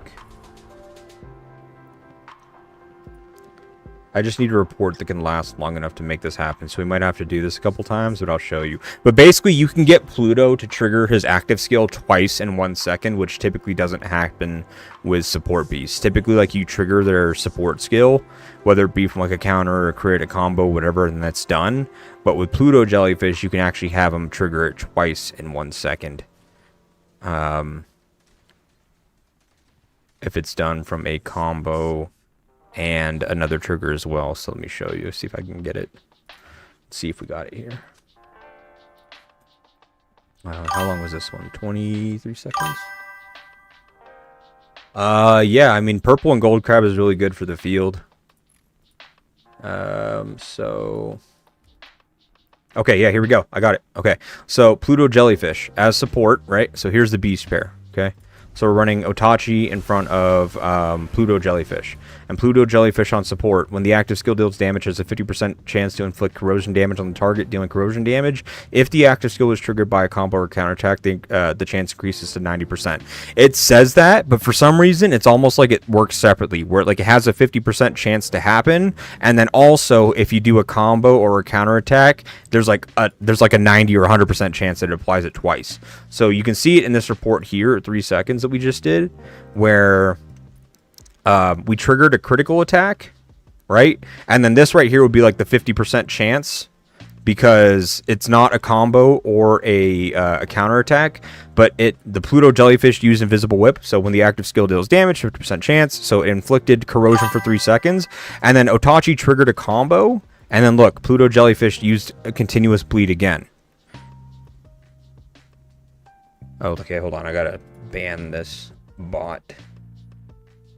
Get the fuck out of here. Okay, so yeah, Pluto Jellyfish can actually use his skill like twice in a second. So if you see, we've applied 1 corrosion here and 1 corrosion here. So if we go to 4 seconds in this report, we should see 2 instances of corrosion damage, which we do. See? He took corrosion damage and he took corrosion damage. So he used it twice. So Pluto Jellyfish is actually crazy good. Like, that's something that's like not even in, like really in the skill like text, and yet it's like how it's operating. So let me see if he does it again. Invisible Whip.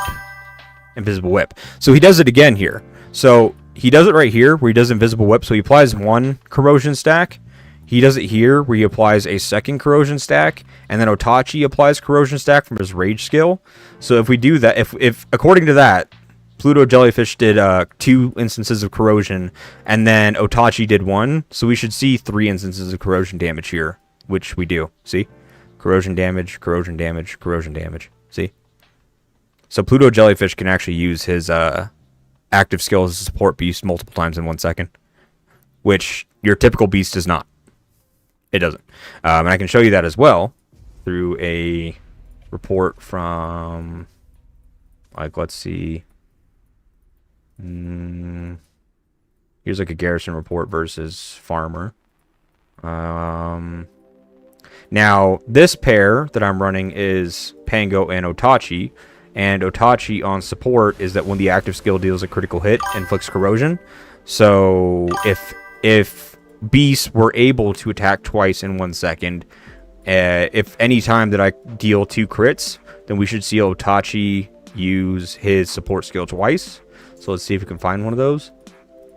So here, hammer, pango, combo. He did it once with a crit, so that's not gonna work. I'm just trying to see if I can find one where pango dealt a crit twice to show you that Otachi doesn't attack twice. So it's kind of unique to the Pluto jellyfish.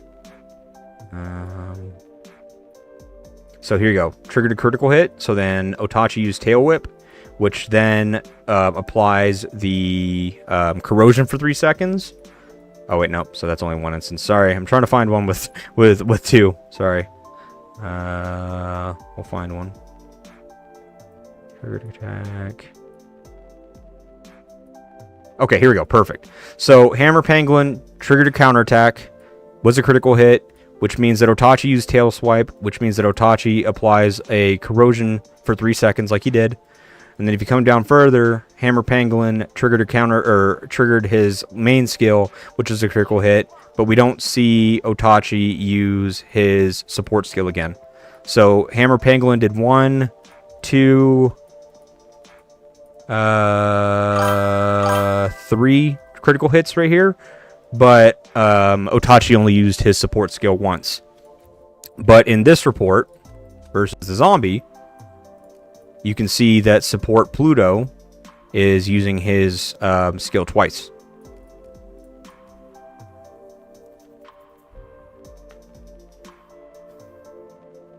Oh, no. I'm not saying you don't believe me or nothing like that. I'm basically showing that, like, when I saw this, I was like, wait, like, this whole time has, like, support beasts actually been attacking twice in 1 second. I just haven't realized it. And I had to go through a bunch of reports and see that, no, that's not actually the case. But Pluto jellyfish can attack twice in 1 second. The only other one that, like, actually should intentionally be doing that is crab, where when using a leader skill, if a combo is triggered during this time, has a 30% chance to trigger another combo. So with the crab, gold crab support on this Whirlpool domain skill, you can trigger 2 combos in 1 second, which is unique to this. But I like Pluto a lot, for not even just the simple fact that he can do that, because who knows if that's intentional or not, but just the fact that, like, his active skill can have up to 100% chance to proc, and it procs from a combo or counterattack, not just from a crit or from a combo or from a crit, like from a counterattack. Like, it has multiple forms of attributes that proc the active skill to trigger a support beast, which is like a big part of, like, your damage output. Like, if your support beast isn't attacking, that's half of, like, that's a huge lump sum of your actual, like, damage output from your beast that's just not happening. So I like Pluto jellyfish on the simple fact that it's very consistent in its damage as an assistant as well. Hello Z, is it worth upgrading both purple and, oh yeah, we already talked about that. For Rider, there's no correlation between beasts and troop types. None at all. Beasts are like their own separate entity, and troops are their own separate entity. But it is worth to upgrade them anyways. My 100+ yellow polymer parts on.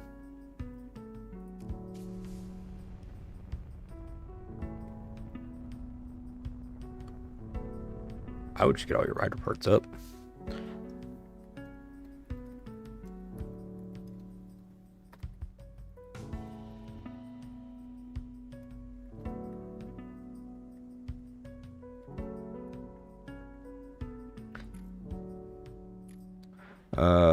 What should I change in the future?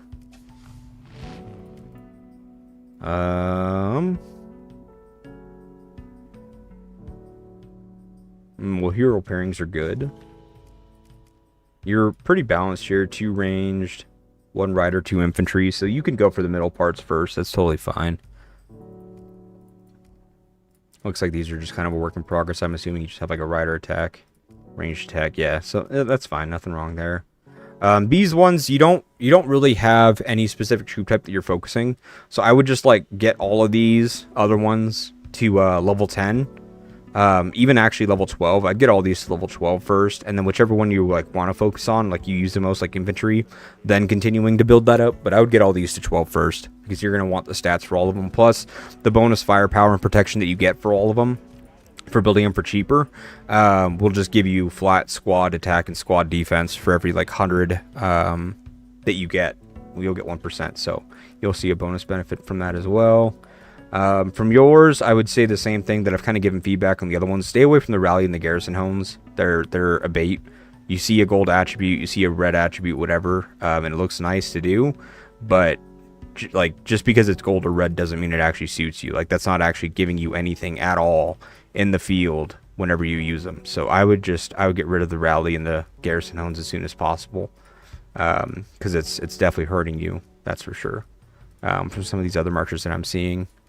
Other than that, yeah, your hero pairings are good, and then beasts, like I said, beasts are kind of like a work in progress for everybody, so yeah, just keep working on them. Yeah, nothing too crazy you have to work with here. There's not nearly as much information that you give to a player that's like balanced out, that's running like this. Again, 2 infantry, 2 ranged, 1 rider, because you can kind of build like anything and not really be running into issues, but there's more of like an optimization or optimal way to do stuff. So yeah, get these other pieces up, get your middle pieces to white. Make sure that you're staying away from ranged and rally, or sorry, rally and garrison hones. Other than that, yeah, your hero pairings are good. So yeah, looks good.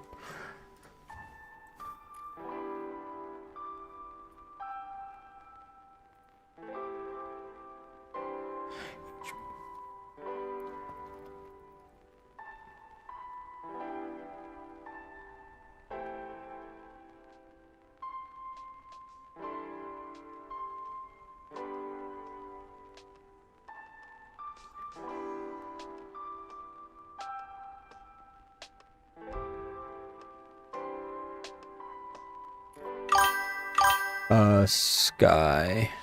No worries at all, Zen.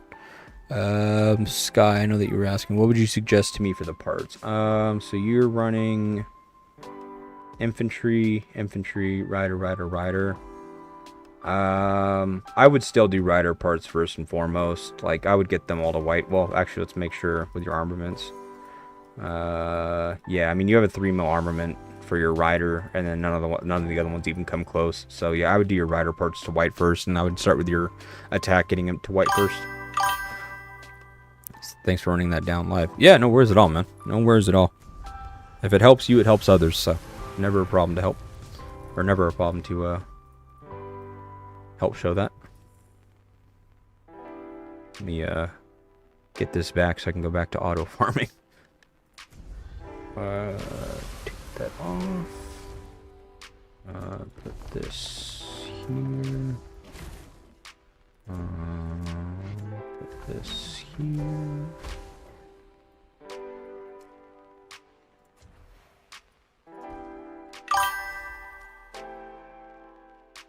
2.5 hours, that works. Fuck it. Oh wait, oops, that's not what I'm trying to do. There we go.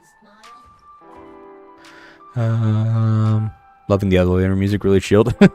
Yeah, I mean, like, the music that I use, like, during the war fights is pretty repetitive when you use it all the time for that, so I'm trying to just leave that for that, and it's just kind of, I just need more, like, white noise for me, really. That's what this is.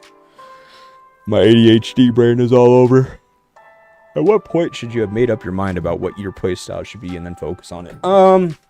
I would say certainly before you hit tier 6. Preferably before tier 5. It's one of those things where it's like, here's the thing, right? That statement kind of assumes that the person that is behind the wheel will never change their mind, right? And you want to be adaptable and agile. Like maybe one day you really love riders, maybe the next day you really love, or like a year from now you really love ranged, whatever. Like, you should be free to do that. Like, the thing with games like this, right, is that like IGG will push out updates and stuff that you may not agree with, or that, you know, maybe they're focusing on the money aspect, and that really dampens your ability to enjoy the game. And so the focus on what you enjoy as a player isn't so much about your account as much as it is your longevity and your enjoyment with the game as a whole.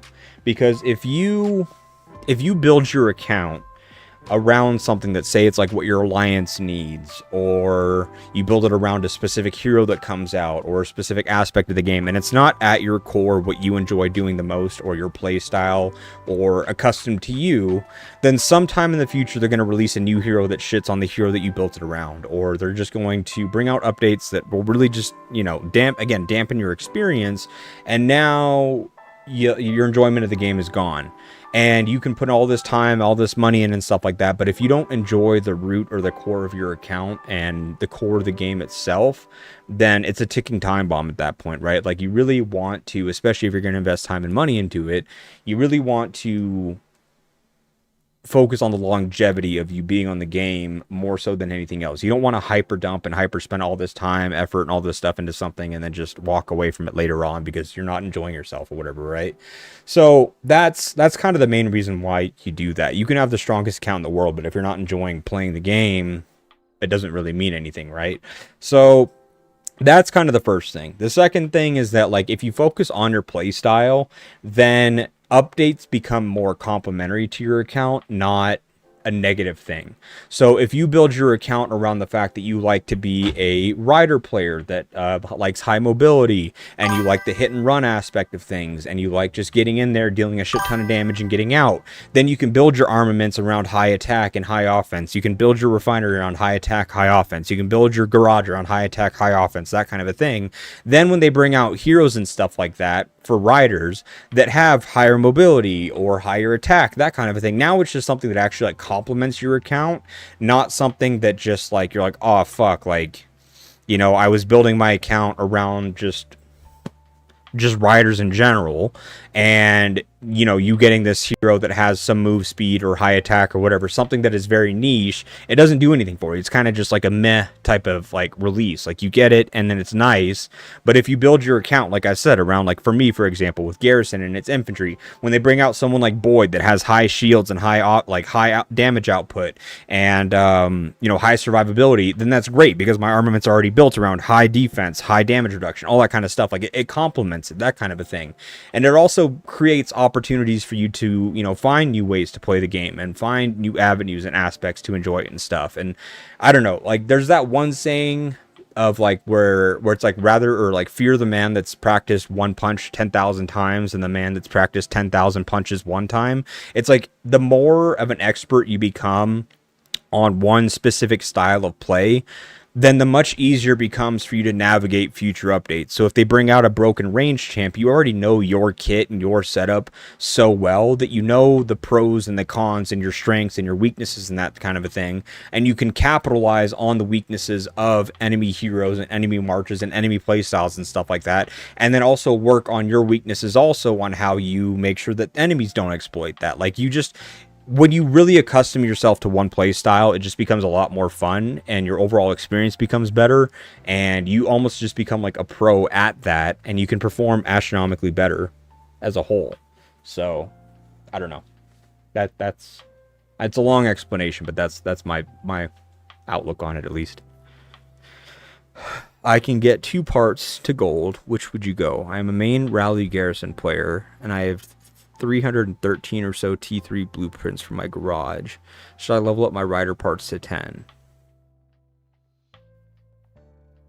Let me see.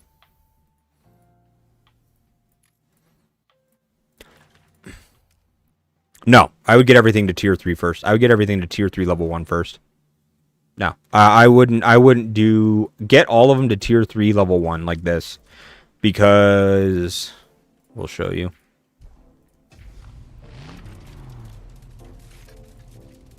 Tier 2 level 1, which you're not going to be leveling up anyways, is 105. Tier 3 level 1 is almost triple that. So get everything to tier 3 level 1 first, and then you can start focusing on your other stuff. So in your case, what I would do, Sky, in order, is I would go everything to tier 3 level 1, then work on your riders to level 10, and then get the other ones to level 6, and then keep pushing your rider ones at that point. Would you give some brief about Miyamoto and Volt, or Bodalo with Volt? It kind of depends. It kind of depends. Like, if you were going for a full offensive march, like if you're already running a bunch of other marches, it's like, okay, how do we put this? If you want a high offensive march that has double AoE capabilities, then run Miyamoto and Volt. Because the thing is that Bodala and Volt, Bodala and Miyamoto, all that stuff is great because you can have sustainability and survivability because of the shields and stuff like that. But my look on it is like, if you're playing in the field and you're primarily playing in murder balls, or you're playing with your alliance, like that kind of a thing, like if you're going to get targeted in a murder ball, you're going to get targeted and you're going to die super quick. It doesn't matter whether you have a shield or no shield. It doesn't matter, right? Like if you get targeted by 5 marches, up to 10 marches in a murder ball, or just 1v1ing someone, the minute that march gets targeted, it's going to die, plain and simple. So for me, it's like I'd rather just take the higher damage output at that point and just run Miyamoto and Eileen with the double AoE plus the high attack and all the damage output and all that kind of stuff.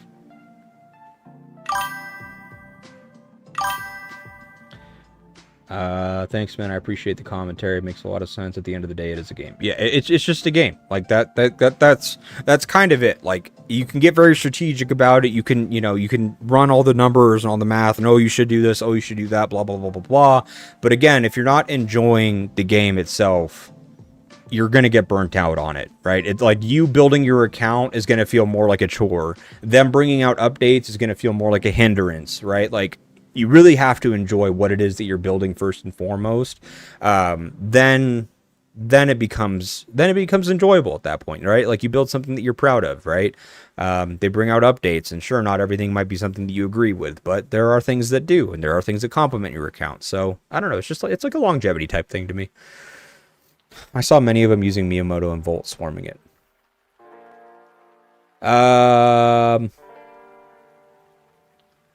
Yeah, I mean, like any march is going to get swarmed. And yes, if it doesn't have Bodala in it, yes, it's going to die faster. But again, if you're going to get swarmed, you're going to die. Doesn't matter whether you have Bodala or not Bodala. Miyamoto and Volt is trash. It's high attack and it has double AoE on it. It's the highest damage output for infantry currently. But it doesn't have, so like again, this kind of circles back to like one of the other main points that I have, is that like people will look at like the different troop types and be like, well, how do I make it to where my infantry does a ton of damage? And it's like, well, you already have the wrong mindset, because infantry isn't made to deal a ton of damage. If you want to deal a ton of damage, go be a rider player, go be a ranged player, that kind of a thing. That's where your damage comes from.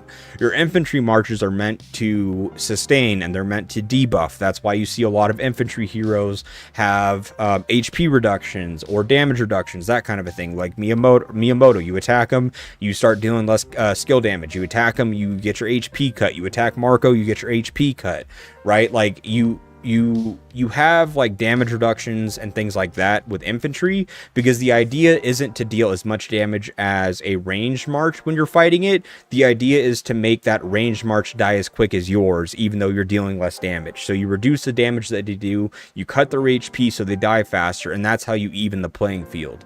So that's the reason why Miyamoto and Eileen may not perform nearly as well as a double damage march from one of the other marches. It's just because like the base stat for infantry is not attack and it's not damage dealing. Like attack is their lowest stat by far. The 10% lower than defense, almost 20% lower than HP. Like it's not meant to be a high damage march.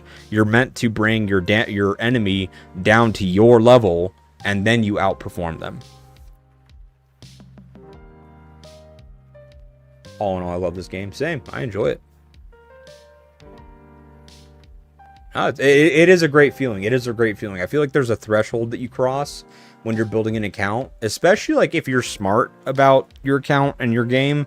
Like a lot of people are like, oh, I love my alliance because I've been with them forever, but then you get trash matchups, or like they're getting, like, say for example, you're an account where your strongest armament set is a 4 mil armament set, but you're in an alliance because you've been there forever, or you have a lot of friends there and they're placing in G3.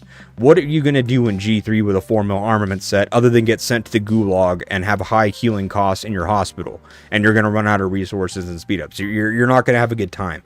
But if you're smart about your account and you recognize, okay, I have a 4 mil strongest armament set, I should probably be in like G150 or G200. Now all of a sudden you're doing things like running in field, maybe you're running rallies, like you're doing things and enjoying the full capabilities of the game, rather than just being a like a bullet sponge or a tower filler or a rally filler in G3. So like a lot of your enjoyment isn't just how you build your account, but like where you place your account to play as well. And once you can start holding your own because you're in the appropriate bracket, the game becomes a lot more fun.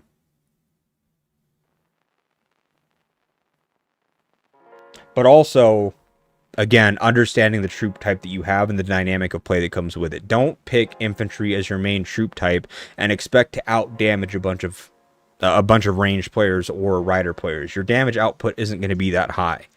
But what you will do is you'll reduce the damage that you take by a high amount, and that will even the trades for you.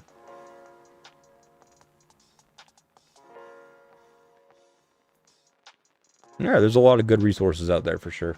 I don't really watch any of the other YouTube channels in terms of like the educational pieces, because it's like when you spend all your time being a nerd and educating players, it's like it becomes, I don't know. You just don't enjoy watching educational content. I'd rather just like watch fighting content or watch what's his name? Armored just chat shit. That guy makes the funniest comments. So for my situation, still using Thunder and Victor, switch to Fat Boy / Riven. I would make a swap.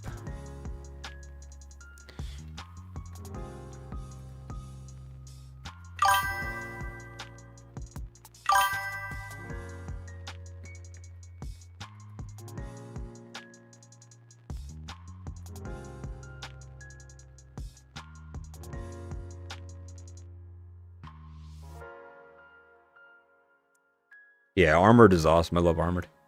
Because, for example, Redis have more HP in the base stat than the rest. That's why I'm asking. Yeah, you could, Sky. You could. But when you look at yours, Sky, the reason, like, it's unique, right? Again, it's not a one-size-fit-all. Like, you could have two players with very similar stats or very similar pieces, and I'd give you different advice because it's just based on your play style, what your matchup is, how you're performing, what role you're in. Like, there's a bunch of other factors that go into it. So with yours, because you don't have a very strong armament set yet, because yours is still a work in progress, because you're not a rally or garrison main player, like way up there kind of a thing, I would, in your case, focus on your damage output. If you do go garrison, if you do go rally, then your sustain becomes your ability to out damage your opponent, not just your HP. If you had a very high armament set already, right, and you didn't need more attack, or you didn't need more of like those other base stats, then yes, you could focus on HP. But because you're running a hero pair here of Felix and Chasey, but you also have the availability of Rubina or Elena. Like, you have so many of these damage output heroes, you need to like capitalize on that and give them stats that'll complement them. So in your case, Sky, the attack or going white parts on attack will be your best benefit to reap. Am I transcending Isabella? Eventually it'll be a slower push. I kind of maxed out the event the first time because it's like once you cross a certain threshold in it, you're like, okay, well, I'm here, I might as well do it. So that's why I did that. But I'm probably chilling here for now. Like, I don't use her awakened skill anyways, because I use her as support. I don't have a leader set. So even if I was to transcend her awakened skill, which evolves all this, it doesn't really do much for me, because again, I'm not using her for her awakened skill at all. I use her as support. Armored cracks me up, lovely bloke. I'm grateful to get to know quite a few nice players, mainly H&B through this game. The social element here is great. Yeah, dude, H&B has been some of the greatest people I've ever met. Like, Hans just was one of the greatest friends I had on this game, by far, hands down. Just one of the, like, that guy was just a class act. I loved him. He was just so much fun to talk to. He was extremely smart, knew how to run a group well, just personality-wise was great. Yeah, no, he did great on this game, and I missed the hell out of him. If he was still around on the game, even though I didn't get to commentate the tournament, I probably still would have gone to the tournament just to meet him and hang out, because if he was still in the game, he was actually making me a custom H&B jersey, so I would have gone to get that from him. But yeah, because he walked away from the game, it kind of sucks. No, Hans quit the game. Hans quit a while ago.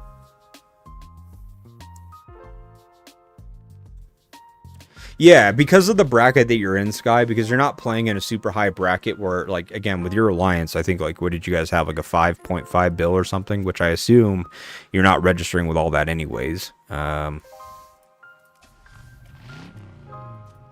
Yeah, you guys are, like, on the lower end anyways. In terms of like matchmaking and stuff, just because of the bracket that you're in, you don't need a lot of the survivability factors because you're not going to run into a bunch of like mega whales and stuff like that where the survivability and your damage reduction and all that kind of stuff becomes very important. For you, maximize your damage output. You have the right heroes to enable it. Like if you have the Rubinas, if you have the Elenas, if you have, you know, all these heroes that just scale really well with damage output and just being high burst in their damage, you don't want to take away from that and like maxing stats that don't complement them first. I would do attack first and foremost for the way that your account is being built currently. Yeah, he sold it.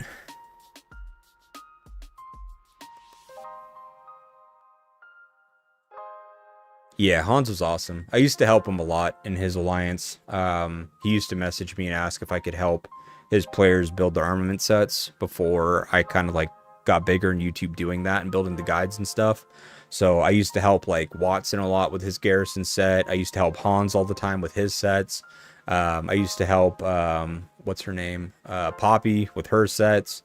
Yeah, and like just basically like anybody in there. I was kind of just like the main resource for them. We were also, I think if you still go, it might still be listed on there because I don't think we ever took it off, or I don't think they ever took it off. But he had us on there as, yeah, that's their academy. So players could come to our alliance from H&B and just like learn things like strategy, tactics, building out their armaments, building out their accounts, that kind of a thing. He definitely looked at us as like a huge resource for them, which was awesome. So yeah, used to be really good friends with him. It is still in H&B, yeah.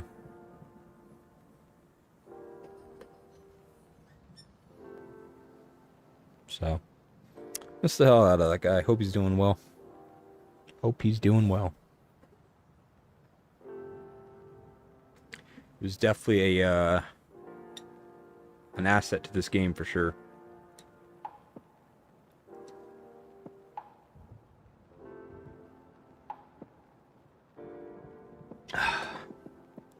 We used to talk together before he'd go to the tournaments. Before he went to the tournament, the first one, we talked about like what game issues were like the top issues in the game and like what things could be improved. Because he was sitting down with one of the developers for a lunch or a dinner or whatever it is to discuss those things and what things that IGG should fix. And so we had a long discussion together talking about that so he could bring it to the table, and quite a few of those things got fixed at the time. It's kind of cool. There was a lot of quality of life things there in the game because of that conversation that Hans had. He had a lot of good viewpoints in the game too, and what things should be done.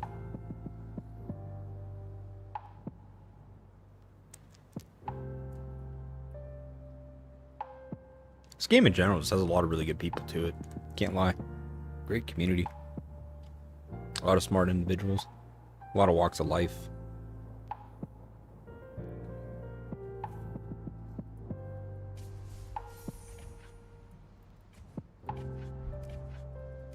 Let's go craft some purple items real quick. Oh wait, hold on. You know what? I think I need to save that one for tomorrow. It's like a $5 one that I can get. Something like this, maybe.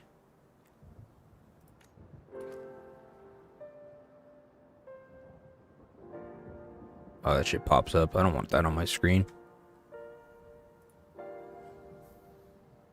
Hold, please. I'm gonna get this pack.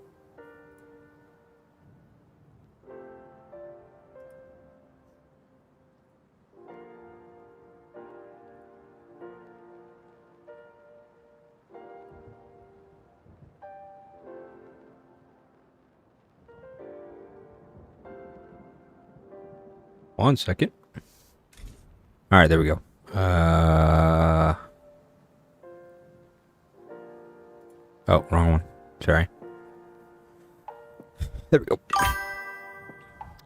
working on it, and I'm working right now on my Rubini to get her awakened to be better in rallies, but we mostly go 4.5 to 6 bill for registration. Yeah, because of where you're at, like I said, I'd focus on those stats I mentioned. Definitely miss a lot of the old players that I shared the game with. When times are simple, all that mattered was heroes, gears, and parts. Yeah, your mega whales were the ones that had all white parts. Then it was just a matter of how many troops you had, and that determined how big of a whale you were. I miss those days as well. They were good. However, it used to cost you $1,000 per white part that you got. Now it is a very small fraction of that. So while yes, there are more aspects of the game you spend on, there's definitely a lot less you have to spend to get there in a lot of cases. So I feel like it's kind of evened out per se. Not necessarily evened out, because there's definitely like you have to hyper spend. Like the ceiling has gotten a lot higher. There's a lot more room to spend a lot more now, I should say. But what used to cost an astronomical amount for certain things costs a lot less now too. What was I gonna do? Oh yeah, daily rewards. Smith these 3 with these 3 buns.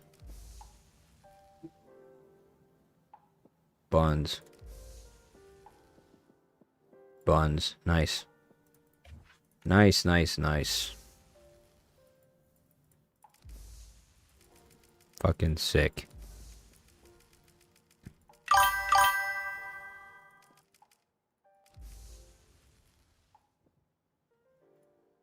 Yeah, you're doing the right thing, Sky. You'll get there. It is a marathon, not a sprint for sure. Unless you have the budget to make it a sprint, then it can be, but it is definitely a marathon.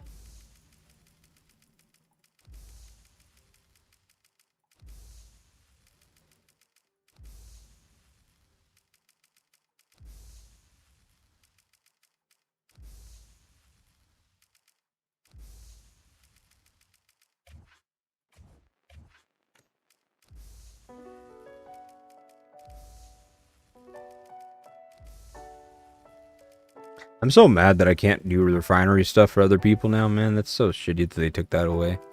I used to enjoy the hell out of that.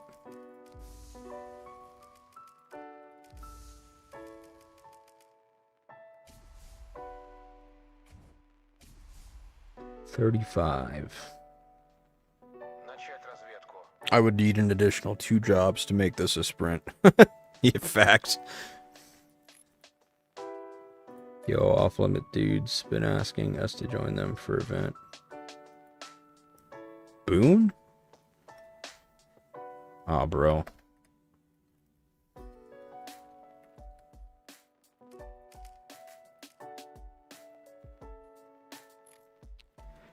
Our R5 has the highest set garage and refinery.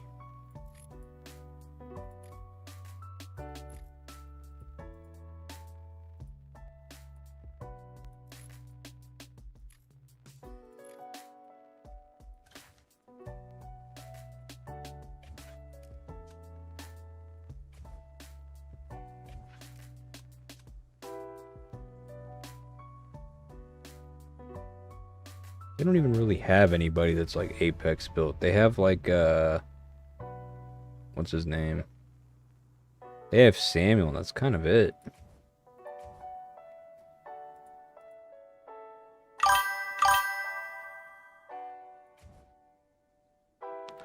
I put my kidney, the left lung, up for sale so I can catch up to everyone.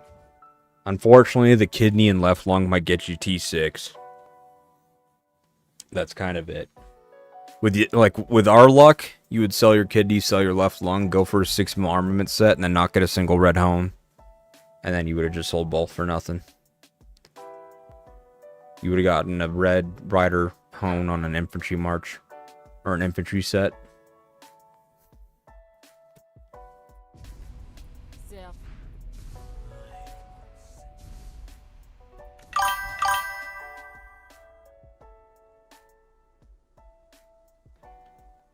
Need to get this damage one up. Need to get this lethality one to a damage reduction as well.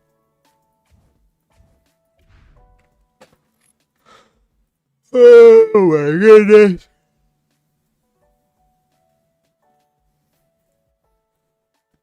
I am so tired so early today. Been a long one. Might get you half of the T6 triangle. If you're lucky.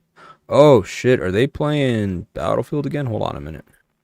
Yo, are you weirdos? You weirdos playing Battlefield again? Oh shit, here we go again. Oh shit. Donated all my blood and stuck 4% rally skill damage. Please don't. God damn it, dude. Oh no. Oh no. Huh? What the heck? Why are your pants so high up? What the heck? Mom did it? No, I think you did it. Pull it all the way up. And I went, whoop. Oh, see? See, you did it.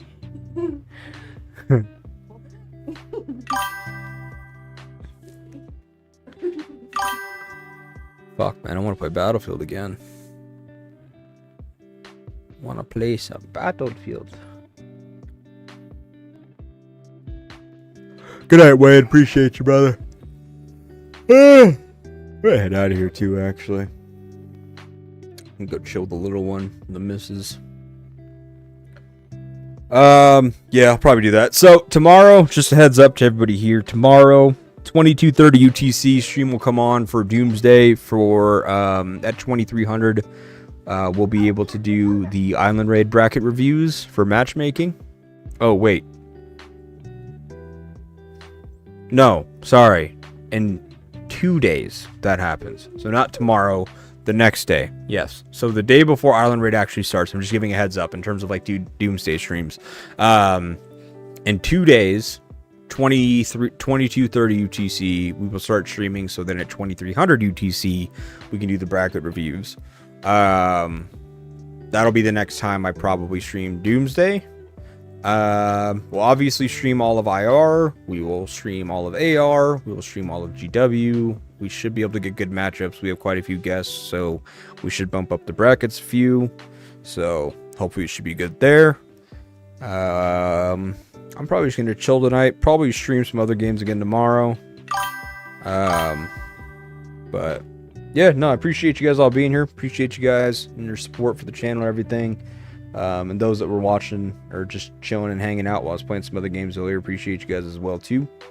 Yeah, I'll be on streaming tomorrow, but for those that come for the Doomsday content, like specifically, just letting you know, it'll be on that day. I might have another chill and chat tomorrow for Doomsday. We'll see how the day goes, but yeah, I got some stuff I want to do and take care of around the house as well, so gonna do that. But yeah, y'all have a good night, good day, good morning, wherever you are.